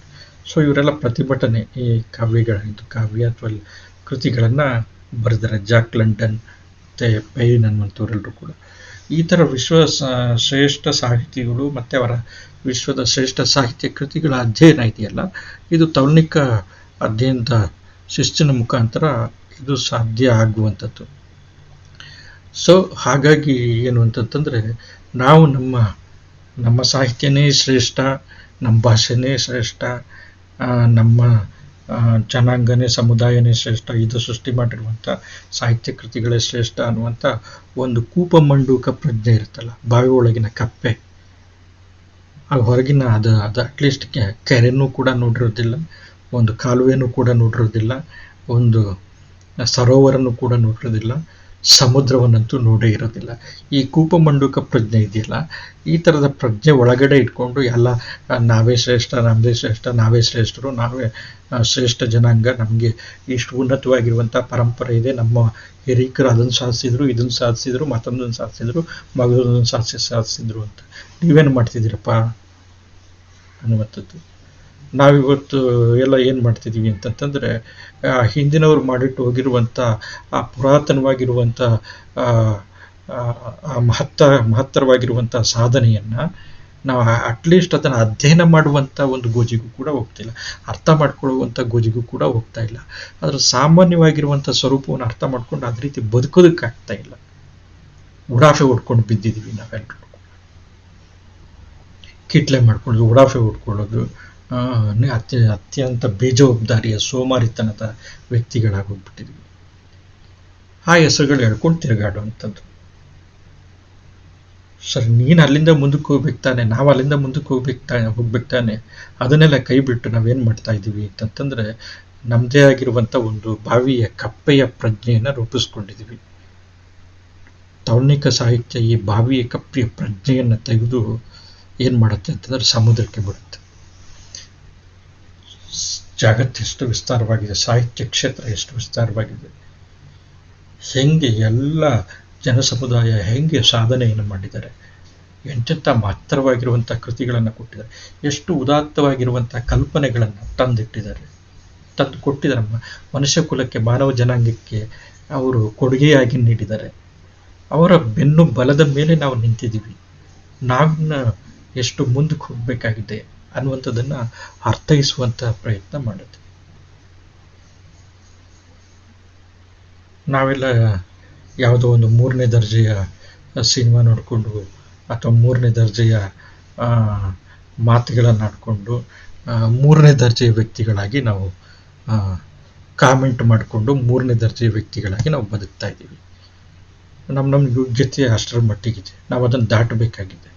ಸೊ ಹಾಗಾಗಿ ನಮ್ಮ ಪೂರ್ವಿಕರ ಸಾಹಿತ್ಯವನ್ನು, ನಮ್ಮ ಪೂರ್ವಿಕರ ಸಾಧನೆಯನ್ನು ಯಾವುದೇ ಭಾಷೆಗೆ ಸಂಬಂಧಪಟ್ಟಿರಲಿ, ಯಾವುದೇ ಜನಾಂಗದವರಾಗಿರಲಿ, ಯಾವುದೇ ಜಾತಿ ಅಥವಾ ಧರ್ಮದವರಾಗಿರಲಿ, ಅವರೆಲ್ಲರೂ ಕೂಡ ನಮ್ಮ ಪೂರ್ವಿಕರು. ಅವರು ಎಲ್ಲರೂ ಕೂಡ ನಮ್ಮ ಭಾರತ ದೇಶಿಗರು ಅಥವಾ ನಮ್ಮ ವಿಶ್ವದ ಪ್ರಜೆಗಳು. ನನಗೆ ಸಂಬಂಧಪಟ್ಟಿರುವಂಥವ್ರು, ನಮಗೆ ಸಂಬಂಧಪಟ್ಟರು. ಶೇಕ್ಸ್ಪಿಯರ್ ನನಗೆ ಸಂಬಂಧಪಟ್ಟಿರುವಂಥವ್ರು, ವಾಲ್ಟ್ ವಿಟ್ಮನ್ ನನಗೆ ಸಂಬಂಧಪಟ್ಟಿರುವಂಥವನು, ಭಗವದ್ಗೀತೆ ನನಗೆ ಸಂಬಂಧಪಟ್ಟಿರುವಂಥದ್ದು. ನಾವು ಸ್ವೀಕರಿಸುವಂಥದ್ದು ಅಥವಾ ವಿಮರ್ಶೆ ಮಾಡುವಂಥ ಸ್ವಾತಂತ್ರ್ಯ ನಮಗಿದೆ. ಆದರೆ ನಾವು ಓದ್ಬೋದು, ನಾವು ಅದನ್ನು ಅರ್ಥ ಮಾಡ್ಕೊಳ್ಳೋದಕ್ಕೆ ಪ್ರಯತ್ನ ಪಡ್ಬೋದು. ಬೈಬಲ್ನ ಇದು ಸರ್ಮನ್ ಆಫ್ ದಿ ಮೌಂಟ್ ಅನ್ನುವಂಥ ಕೃತಿ, ಅನ್ನುವಂಥ ಪ್ರಸಂಗ ಎಷ್ಟು ಉದಾತ್ತವಾಗಿದೆ. ಭಗವದ್ಗೀತೆಯಲ್ಲಿ ಬರುವಂಥ ವಿಷಯನೂ ಕೂಡ ಕೆಲವು ಭಾಗಗಳು ಅಷ್ಟೇ ಉದಾತ್ತವಾಗಿರುವಂಥ, ಎರಡನ್ನು ಕಂಪೇರ್ ಮಾಡ್ಬೋದು, ಸಾಧ್ಯತೆ ಇದೆ. ನಿಮಗೆ ತಿಳಿದಿರಬೇಕು, ಉಪನಿಷತ್ನ ಭಾಗವನ್ನು ಅಲ್ಲಿಗೆ ಕಂಪೇರ್ ಮಾಡೋದಕ್ಕೆ ಸಾಧ್ಯ ಇದೆ. ಸೊ ಇದು ಯಾವಾಗ ಸಾಧ್ಯ ಆಗುತ್ತೆ ಅಂತಂದರೆ ವಿಶ್ವ ಸಾಹಿತ್ಯದ ಪರಿಚಯ ಇದ್ದಾಗ ಸಾಧ್ಯ ಆಗುತ್ತೆ. ಮನುಷ್ಯ ಉದಾತ್ತನಾಗ್ತಾನೆ, ವ್ಯಕ್ತಿತ್ವ ವಿಕಾಸ ಆಗುತ್ತೆ. ನಾವು ಬಾವಿಯ ಕಪ್ಪೆಯಿಂದ ಹೊರಗಡೆ, ಕಪ್ಪೆತನದ ಪ್ರಜ್ಞೆ ಇದೆಯಲ್ಲ, ಅದರಿಂದ ಹೊರಗಡೆ ಬರ್ತೀವಿ. ನನ್ನ ಕೈಕಾಲುಗಳನ್ನ ಚಾಚಿ ಇಷ್ಟೇ ನನ್ನ ಜಗತ್ತು, ಇದಕ್ಕಿಂತ ವಿಸ್ತಾರವಾಗಿರುವಂಥ ಜಗತ್ತಿಲ್ಲ ಅಂತಂತ ಕಪ್ಪೆ ಹೆಂಗೆ ಭಾವಿಸಿ ಅದರಲ್ಲೇ ಖುಷಿ ಪಡುತ್ತೆ. ಅದರಿಂದ ಆ ಥರದಿಂದ ಹೊರಗಡೆ ಬಂದು ವಿಸ್ತಾರವಾಗಿರುವಂಥ ವಾರಿಧಿಯಲ್ಲಿ, ಸಮುದ್ರದಲ್ಲಿ ಈಜಾಡೋದಕ್ಕೆ ಶುರು ಮಾಡ್ತೀವಿ. ಸೊ ಅದಕ್ಕೆ ಒಂದು ಬೌದ್ಧಿಕವಾಗಿರುವಂಥ ಎಚ್ಚರ, ತಿಳುವಳಿಕೆ, ಪ್ರಜ್ಞೆಯ ವಿಕಾಸ ಇದೆಲ್ಲ ರೂಪುಕೊಳ್ಳೋದಕ್ಕೆ ತೌರ್ಣಿಕ ಸಾಹಿತ್ಯ ನಮಗೆ ಸಹಾಯ ಮಾಡುತ್ತೆ ಅನ್ನುವಂಥದ್ದು. ಇನ್ನೊಂದು ಕೊನೆಯ ಅಂಶ, ಮುಕ್ತ ಮನಸ್ಸು ಮತ್ತು ವಿಶಾಲ ಮನೋಭಾವ. ಈಗ ನಾನು ಹೇಳಿದ್ದು ಅದನ್ನೇ. ತೌರ್ಣಿಕ ಅಧ್ಯಯನಕಾರರಲ್ಲಿ ವಿಮರ್ಶೆಯ ಪೂರ್ವಾಗ್ರಹವನ್ನು ತೆಗೆದುಹಾಕತ್ತೆ. ಪೂರ್ವಾಗ್ರಹ ಅಂದರೆ ಇವನು ನಮ್ಮ ಸಮಾಜದ ಹಿಂಗೆ ಹೇಳ್ತಾರೆ, ನಮ್ಮ ಜಾತಿಯ, ನಿಷ್ಠುರವಾಗಿ ಹೇಳೋದಾದ್ರೆ ನಮ್ಮ ಜಾತಿಯ ಒಬ್ಬ ಕವಿ ಅಂತಂದ್ಬಿಟ್ಟು ವಿಮರ್ಶೆಯಲ್ಲಿ ಅವನಿಗೆ ಅದ್ವಾ ಹೊಗಳೋದು, ಇಂಥದ್ದನ್ನೆಲ್ಲ ನಿರಾಕರಿಸುತ್ತೆ. ಕವಿ ಅಷ್ಟೇ, ಲೇಖಕ ಅಷ್ಟೇ, ಕೃತಿ ಅಷ್ಟೇ, ಕೃತಿಯನ್ನಾಗೇ ನೋಡಬೇಕು ಅಷ್ಟೇ. ಸೊ ಹಾಗಾಗಿ ಧಾರ್ಮಿಕ ಕೃತಿಗಳು ಕೂಡ ಅಷ್ಟೇ. ಯಾವುದೇ ಧರ್ಮದ ಕೃತಿಗಳು ಜನಸಂಖ್ಯೆಯಲ್ಲಿ ತುಂಬ ಅತಿ ಹೆಚ್ಚು ಜನರು ಅದನ್ನು ಫಾಲೋ ಮಾಡ್ತಿದ್ದಾರೆ ಅನ್ನೋ ಕಾರಣಕ್ಕೆ, ಅಥವಾ ಅತಿ ಕಡಿಮೆ ಜನರು ಅದನ್ನು ಫಾಲೋ ಮಾಡ್ತಿದ್ದಾರೆ ಅನ್ನೋ ಕಾರಣಕ್ಕೆ ಮೇಲು ಕೀಳು ಅನ್ನುವಂಥದ್ದಿಲ್ಲ. ಧರ್ಮದ ಕೃತಿಗಳು ಎಲ್ಲ ಒಂದೇ. ಸೊ ಹಾಗಾಗಿ ಈ ಥರದ ಪೂರ್ವಾಗ್ರಹ, ಅಭಿಮಾನ, ಮಾತ್ಸರ್ಯ, ಪಕ್ಷಪಾತ ಬುದ್ಧಿ, ರಾಜಕೀಯ ಅಥವಾ ಸಾಹಿತ್ಯೇತರ ಉಪಾಧಿಗಳಿಂದ, ಸಾಹಿತ್ಯೇತರ ಸಂಗತಿಗಳಿಂದ ಮುಕ್ತವಾಗಿರುವಂಗೆ ಮಾಡುತ್ತೆ ಮನುಷ್ಯನ. ಮನುಷ್ಯ ನಿಜವಾಗಿ ಮನುಷ್ಯನಾಗುವಂಗೆ ಮಾಡುವಂಥದ್ದು, ಮಾನವ ನಿಜವಾಗಿ ಕೂಡ ಮಾನವನಾಗುವಂಗೆ, ವಿಶ್ವ ಮಾನವನಾಗುವಂಗೆ ಮಾಡುವಂಥದ್ದು, ವಿಶ್ವ ಪ್ರಜ್ಞೆಯ ಮನುಷ್ಯನನ್ನಾಗಿ ಮಾಡುವಂಥದ್ದು, ವಿಶ್ವ ಸಾಹಿತ್ಯವನ್ನಾಗಿ ನಾವು ಪರಿಗಣಿಸುವಂಗೆ, ನೋಡುವಂಗೆ, ಅಖಂಡವಾಗಿ ನೋಡೋದಕ್ಕೆ ಸಾಧ್ಯವಾಗುವಂತೆ ಮಾಡುವಂಥದ್ದು. ಎಷ್ಟು ಉದಾತ್ತವಾಗಿರುವಂಥ ಕಲ್ಪನೆ ನೋಡ್ರಿ ತೌಲನಿಕ ಸಾಹಿತ್ಯದ್ದು. ಆ್ಯಕ್ಚುಲಿ ನಮ್ಮ ರಾಷ್ಟ್ರದ ಎಲ್ಲ ವಿಶ್ವವಿದ್ಯಾಲಯಗಳಲ್ಲಿ, ಎಲ್ಲ ಕಾಲೇಜುಗಳಲ್ಲಿ ಈ ಥರದ ಸಾಹಿತ್ಯ ಕೃತಿಗಳನ್ನು ಅಭ್ಯಾಸಕ್ಕೆ ಇಡಬೇಕು. ಹಾಗಾಗಿ ಏನಂತಂದರೆ, ಈ ತೌಲನಿಕ ಸಾಹಿತ್ಯದ ವಿದ್ಯಾರ್ಥಿಗಳನ್ನು ಅತಿ ಉಗ್ರವಾಗಿರುವಂಥ ದೇಶಾಭಿಮಾನ ಅಥವಾ ಸಂಪ್ರದಾಯದ ಜಡತೆ, ಜಾತಿಯ ಬಂಧನ, ಧಾರ್ಮಿಕವಾಗಿರುವಂಥ ದುರಭಿಮಾನ, ಭಾಷೆಯ ಅಹಂಕಾರ, ಇವುಗಳನ್ನೆಲ್ಲನೂ ಕೂಡ ಮೀರಿ ಅತ್ಯಂತ ತೆರೆದ ಮನಸ್ಸಿನಿಂದ ಶ್ರದ್ಧೆ ನಿಷ್ಠೆಯಿಂದ ಸಾಹಿತ್ಯದ ಅಧ್ಯಯನದಲ್ಲಿ ಪ್ರಾಮಾಣಿಕವಾಗಿ ತೊಡಗಿಕೊಳ್ಳುವಂತೆ ಮಾಡುತ್ತೆ. ಅದು ತೌಲನಿಕ ಸಾಹಿತ್ಯದ ಅಧ್ಯಯನ. ಭಿನ್ನ ಭಿನ್ನ ಧರ್ಮಗಳು, ಸಂಪ್ರದಾಯಗಳನ್ನ, ಸಂಸ್ಕೃತಿಗಳನ್ನು ಅತ್ಯಂತ ಉದಾರತೆಯಿಂದ ಅರ್ಥ ಮಾಡ್ಕೊಳ್ಳೋದಕ್ಕೆ ಪ್ರಯತ್ನ ಪಡುತ್ತೆ. ಸಾಂಪ್ರದಾಯಿಕ ಜಡತೆಗಳನ್ನು ಮೀರುತ್ತೆ, ಧಾರ್ಮಿಕವಾಗಿರುವಂಥ ಅಂಧತ್ವವನ್ನು ಮೀರುತ್ತೆ. ಸಾಂಪ್ರದಾಯಿಕವಾಗಿ ನನ್ನ ಸಂಪ್ರದಾಯ ಶ್ರೇಷ್ಠ ಅನ್ನುವಂಥದ್ದನ್ನು ಅದು ನಿರಾಕರಿಸುವಂಗೆ ಮಾಡುತ್ತೆ. ಎಲ್ಲ ಸಂಪ್ರದಾಯಗಳು ಕೂಡ ಸಮಾನ ಗೌರವಕ್ಕೆ ಅರ್ಹವಾಗಿರುವಂಥದ್ದು ಅಂತ ಸಾಂಸ್ಕೃತಿಕವಾಗಿರುವಂಥ ವಿಶಿಷ್ಟತೆಗಳನ್ನ ಒಪ್ಕೊಳ್ಳುತ್ತೆ. ನೋಡ್ರಿ, ಒಂದು ಅಂಶನ ನಾವು ಮನಸ್ಸಲ್ಲಿ ಇಟ್ಕೊಳ್ಬೇಕು. ಎಲ್ಲ ಧರ್ಮಗಳ ವೈಶಿಷ್ಟ್ಯವನ್ನು ಅಥವಾ ವಿಭಿನ್ನತೆಯನ್ನು ಅಥವಾ ಅನನ್ಯತೆಯನ್ನು ಒಪ್ಕೊಳ್ಳುತ್ತೆ. ಆದರೆ ಯಾವುದೇ ಧರ್ಮ ಶ್ರೇಷ್ಠ ಅಥವಾ ಇನ್ನೊಂದು ಕನಿಷ್ಠ ಅನ್ನುವಂಥದ್ದನ್ನು ಒಪ್ಪಲ್ಲ. ತಾರತಮ್ಯವನ್ನು ಈ ವಿಶ್ವ ಸಾಹಿತ್ಯವಾಗಿರುವಂಥ ಅಥವಾ ವಿಶ್ವ ಸಾಹಿತ್ಯವನ್ನು ಪ್ರತಿಪಾದಿಸುವಂಥ ತೌಲನಿಕ ಸಾಹಿತ್ಯ ಅಧ್ಯಯನ ಯಾವತ್ತೂ ಕೂಡ ಒಪ್ಪೋದಿಲ್ಲ. ಸೊ ಇವುಗಳನ್ನ ಉದಾರತೆಯಿಂದ ಅರ್ಥ ಮಾಡ್ಕೊಳ್ಳೋದಕ್ಕೆ ಪ್ರಯತ್ನ ಅಂತೂ ಪಡುತ್ತೆ. ಇದು ತೌಲನಿಕ ಅಧ್ಯಯನದ ಮಹತ್ವವಾಗಿರುವಂಥ ಒಂದು ಪ್ರಯೋಜನ. ಯಾಕಂತಂದರೆ ಇವತ್ತಿನ ಸಂದರ್ಭದಲ್ಲಿ ಇಡೀ ವಿಶ್ವದಲ್ಲಿ ಎಲ್ಲ ಕಡೆನೂ ಕೂಡ ಈ ಥರದ ಸಂಕುಚಿತತೆ ಅಥವಾ ಅಹಂಕಾರ, ಸರ್ವಾಧಿಕಾರದ ಮನೋಭಾವ, ಜನರಲ್ಲಿ ನಾವು ಶ್ರೇಷ್ಠ ಅನ್ನುವಂಥದ್ದು, ಧರ್ಮದ ಕಾರಣದಿಂದ, ಜಾತಿಯ ಕಾರಣದಿಂದ, ರಾಜಕೀಯ ಬಲದ ಕಾರಣದಿಂದ, ಅಧಿಕಾರದ ಮದದಿಂದ, ಧಿಮಾಕಿನಿಂದ, ಸೊ ಇವೆಲ್ಲನೂ ಕೂಡ ಏನು ಮಾಡಿಬಿಟ್ಟಿದೆ ಅಂತಂದರೆ ಮನುಷ್ಯನನ್ನು ಮನುಷ್ಯತ್ವದಿಂದ ಕೆಳಗಡೆ ಇಳಿಯುವಂಗೆ ಮಾಡಿಬಿಟ್ಟಿದೆ. ಆದರೆ ಕೆಲವರಾದ್ರೂ ಕೂಡ ಈ ಮನುಷ್ಯತ್ವವನ್ನು ಉಳಿಸ್ಕೊಳ್ಳೋದಕ್ಕೆ ಹೋರಾಟ ಮಾಡ್ತಾಯಿದ್ದಾರೆ, ಚಳುವಳಿಗಳು ನಡೆಸ್ತಾ ಇದ್ದಾರೆ, ಪ್ರಯತ್ನ ಪಡ್ತಾ ಇದ್ದಾರೆ. ತೌಲನಿಕ ಸಾಹಿತ್ಯದ ಅಧ್ಯಯನವನ್ನು ಮಾಡೋದ್ರ ಮುಖಾಂತರ ತಮ್ಮ ಪ್ರಜ್ಞೆ ವಿಕಾಸವನ್ನು ಮಾಡ್ಕೊಳ್ತಾ ಇದ್ದಾರೆ. ಸೊ ಹಾಗಾಗಿ ಏನಂತಂದರೆ ನಾವೆಲ್ಲರೂ ಕೂಡ ಒಂದೇ. ನಿಮ್ಮ ಕಷ್ಟ ಸುಖಗಳು ನನ್ನ ಕಷ್ಟ ಸುಖಗಳು, ನನ್ನ ಸುಖ ಸಂತೋಷಗಳು ನಿಮ್ಮ ಸುಖ ಸಂತೋಷಗಳು ಅನ್ನುವಂಥ ಒಂದು ಮನೋಭಾವನೆ ಇದೆಯಲ್ಲ, ಅದನ್ನು ಪ್ರತಿಪಾದಿಸ್ತಾ ಇದ್ದಾರೆ. ಸೊ ಹಾಗಾಗಿ ಏನು ಅಂತಂತಂದರೆ ಇವತ್ತಿನ ಸಂದರ್ಭದ ಅತ್ಯಂತ ಮುಖ್ಯವಾಗಿ ನಮಗೆ ಅವಶ್ಯಕತೆ ಇರುವಂಥದ್ದು ಮುಕ್ತ ಮನಸ್ಸು ಮತ್ತು ವಿಶಾಲವಾಗಿರುವಂಥ ಮನೋಭಾವ. ತೌಲನಿಕ ಸಾಹಿತ್ಯದ ಅಧ್ಯಯನ ಇದಕ್ಕೆ ಕರ್ತೃ ಆಗುತ್ತೆ. ಒಟ್ಟಾರೆ ಇದು ಮನುಷ್ಯನ ಪ್ರಜ್ಞೆಯನ್ನು ವಿಕಾಸಗೊಳಿಸೋದ್ರ ಮುಖಾಂತರ ಅವನನ್ನು ಎಲ್ಲ ಬಗೆಯ ಸಂಕುಚಿತತೆಗಳಿಂದ ಪಾರು ಮಾಡುತ್ತೆ, ಬಿಡುಗಡೆ ಮಾಡುತ್ತೆ. ವಿಶ್ವ ಪ್ರಜೆಗಳಾಗಿ ನಾವೆಲ್ಲರೂ ಕೂಡ ಒಂದು, ನೋಡಿ, ವಿಶ್ವದ ನಾಗರಿಕರಾಗಿ ನಾವೆಲ್ಲರೂ ಕೂಡ ಒಂದು ಅನ್ನುವಂಥ ಮನೋಧರ್ಮವನ್ನು ಅದು ಮೂಡಿಸುತ್ತೆ. ಮತ್ತು ಸಾಹಿತ್ಯ ಎಲ್ಲನೂ ಕೂಡ ಮನುಕುಲದ ಸಾಹಿತ್ಯ, ಒಂದು ಜಾತಿಯ ಸಾಹಿತ್ಯ ಅಲ್ಲ, ಧರ್ಮದ ಸಾಹಿತ್ಯ ಅಲ್ಲ, ಜನಾಂಗದ ಸಾಹಿತ್ಯ ಅಲ್ಲ, ಬಿಳಿ ಬಣ್ಣದವನ ಸಾಹಿತ್ಯ ಅಲ್ಲ, ಕಪ್ಪು ಬಣ್ಣದವನ ಸಾಹಿತ್ಯ, ಇದೆಲ್ಲನೂ ಕೂಡ ಮನುಕುಲದ ಸಾಹಿತ್ಯ. ಗಂಡಿನ ಸಾಹಿತ್ಯ ಅಲ್ಲ, ಅಥವಾ ಹೆಣ್ಣಿನ ಸಾಹಿತ್ಯ ಅಲ್ಲ, ತೃತೀಯ ಲಿಂಗದವರ ಸಾಹಿತ್ಯ ಅಲ್ಲ, ಇವರೆಲ್ಲರ ಸಾಹಿತ್ಯ, ಒಟ್ಟಾರೆ ಮನುಕುಲದ ಸಾಹಿತ್ಯ. ಸೊ ಹಾಗಾಗಿ ಈ ಅಂಶವನ್ನು ತೌಲನಿಕ ಸಾಹಿತ್ಯ ಮನಗಳಿಸ್ಕೊಡುತ್ತೆ. ರವೀಂದ್ರನಾಥ್ ಠಾಗೂರ್ ಏನು ಹೇಳಿದ್ರಲ್ಲ, ಒಂದು ಅಖಂಡವಾಗಿರುವಂಥ ಮಾನವ ಸಂಕುಲ, ಅಖಂಡವಾಗಿರುವಂಥ ಒಂದು ಸಮಗ್ರವಾಗಿರುವಂಥ ಅಖಂಡವಾಗಿರುವಂಥ ವಿಶ್ವ ಸಾಹಿತ್ಯವನ್ನು ನಿರ್ಮಾಣ ಮಾಡಿದೆ. ನಾವು ಆ ಆ ವಿಶ್ವ ಸಾಹಿತ್ಯದಿಂದ ಅದರಲ್ಲಿರುವಂಥ ಒಂದು ವಿಶ್ವ ಚೈತನ್ಯವನ್ನು ನಾವು ಅರ್ಥ ಮಾಡ್ಕೊಳ್ಳೋದಕ್ಕೆ ನಾವು ಪ್ರಯತ್ನ ಪಡೋದ್ರ ಮುಖಾಂತರ ನಾವೆಲ್ಲರೂ ಕೂಡ ಒಂದು ಮನುಕುಲ ಒಂದು, ವಿಶ್ವ ಸಾಹಿತ್ಯ ಒಂದು, ಅದರಲ್ಲಿರುವಂಥ ಮೂಲ ಸತ್ವ ಒಂದು ಅನ್ನುವಂಥ ಅಂಶವನ್ನು ನಾವು ಮತ್ತೆ ಮತ್ತೆ ಇಲ್ಲಿ ಸ್ಮರಿಸ್ಕೊಳ್ಬೇಕಾಗಿದೆ. ಇದು ಒಟ್ಟು ತೌಲನಿಕ ಸಾಹಿತ್ಯ ಅಧ್ಯಯನದ ಮೂಲವಾಗಿರುವಂಥ ಕೆಲವು ಪ್ರಯೋಜನಗಳು. ಬಹುತೇಕ ಇದೇ ಮಾದರಿಯ ಅನೇಕ ಪ್ರಯೋಜನಗಳಿದೆ. ಕೆಲವು ಮುಖ್ಯವಾಗಿರುವಂಥ ಅಂಶಗಳನ್ನು ನಾನಿಲ್ಲಿ ಪಟ್ಟಿ ಮಾಡಿ ಕೊಟ್ಟಿದ್ದೀನಿ. ಪ್ರಿಯ ವಿದ್ಯಾರ್ಥಿಗಳೇ, ನಿಮಗೆಲ್ಲರಿಗೂ ಕೂಡ ಇದು ಅರ್ಥ ಆಗಿದೆ ಅಂತ ಅಂದ್ಕೊಂಡಿದ್ದೀನಿ. ಸಂಶಯಗಳಿದ್ದಂಥ ಪಕ್ಷದಲ್ಲಿ ನನ್ನ ಸಂಪರ್ಕಿಸಿ. ಮತ್ತು ನಾನು ಹೇಳಲೇಬೇಕಾಗಿರುವಂಥ ಮಾತು, ನಿಮ್ಮ ಆರೋಗ್ಯದ ಬಗ್ಗೆ ಕಾಳಜಿ ವಹಿಸಿ. ಮತ್ತು ಆರೋಗ್ಯದಲ್ಲಿ ಏನಾದರೂ ಏರುಪೇರುಗಳಾದಂಥ ಸಂದರ್ಭದಲ್ಲಿ ದಯಮಾಡಿ ನೀವು ಹತ್ತಿರದ ವೈದ್ಯರನ್ನು ಭೇಟಿ ಮಾಡಿ, ಉತ್ತಮವಾಗಿರುವಂಥ ಆಹಾರವನ್ನು ಸೇವಿಸಿ, ಸಕಾಲಕ್ಕೆ ನಿದ್ರೆಯನ್ನು ಮಾಡಿ, ಮತ್ತು ವ್ಯಾಸಂಗವನ್ನು ಕೂಡ ನಡೆಸಿ ಅಂತ ಹೇಳ್ತಾ ನನ್ನ ಮಾತನ್ನು ನಿಲ್ಲಿಸ್ತೀನಿ. ಎಲ್ಲರಿಗೂ ಒಳ್ಳೆಯದಾಗಲಿ. ನಮಸ್ಕಾರ.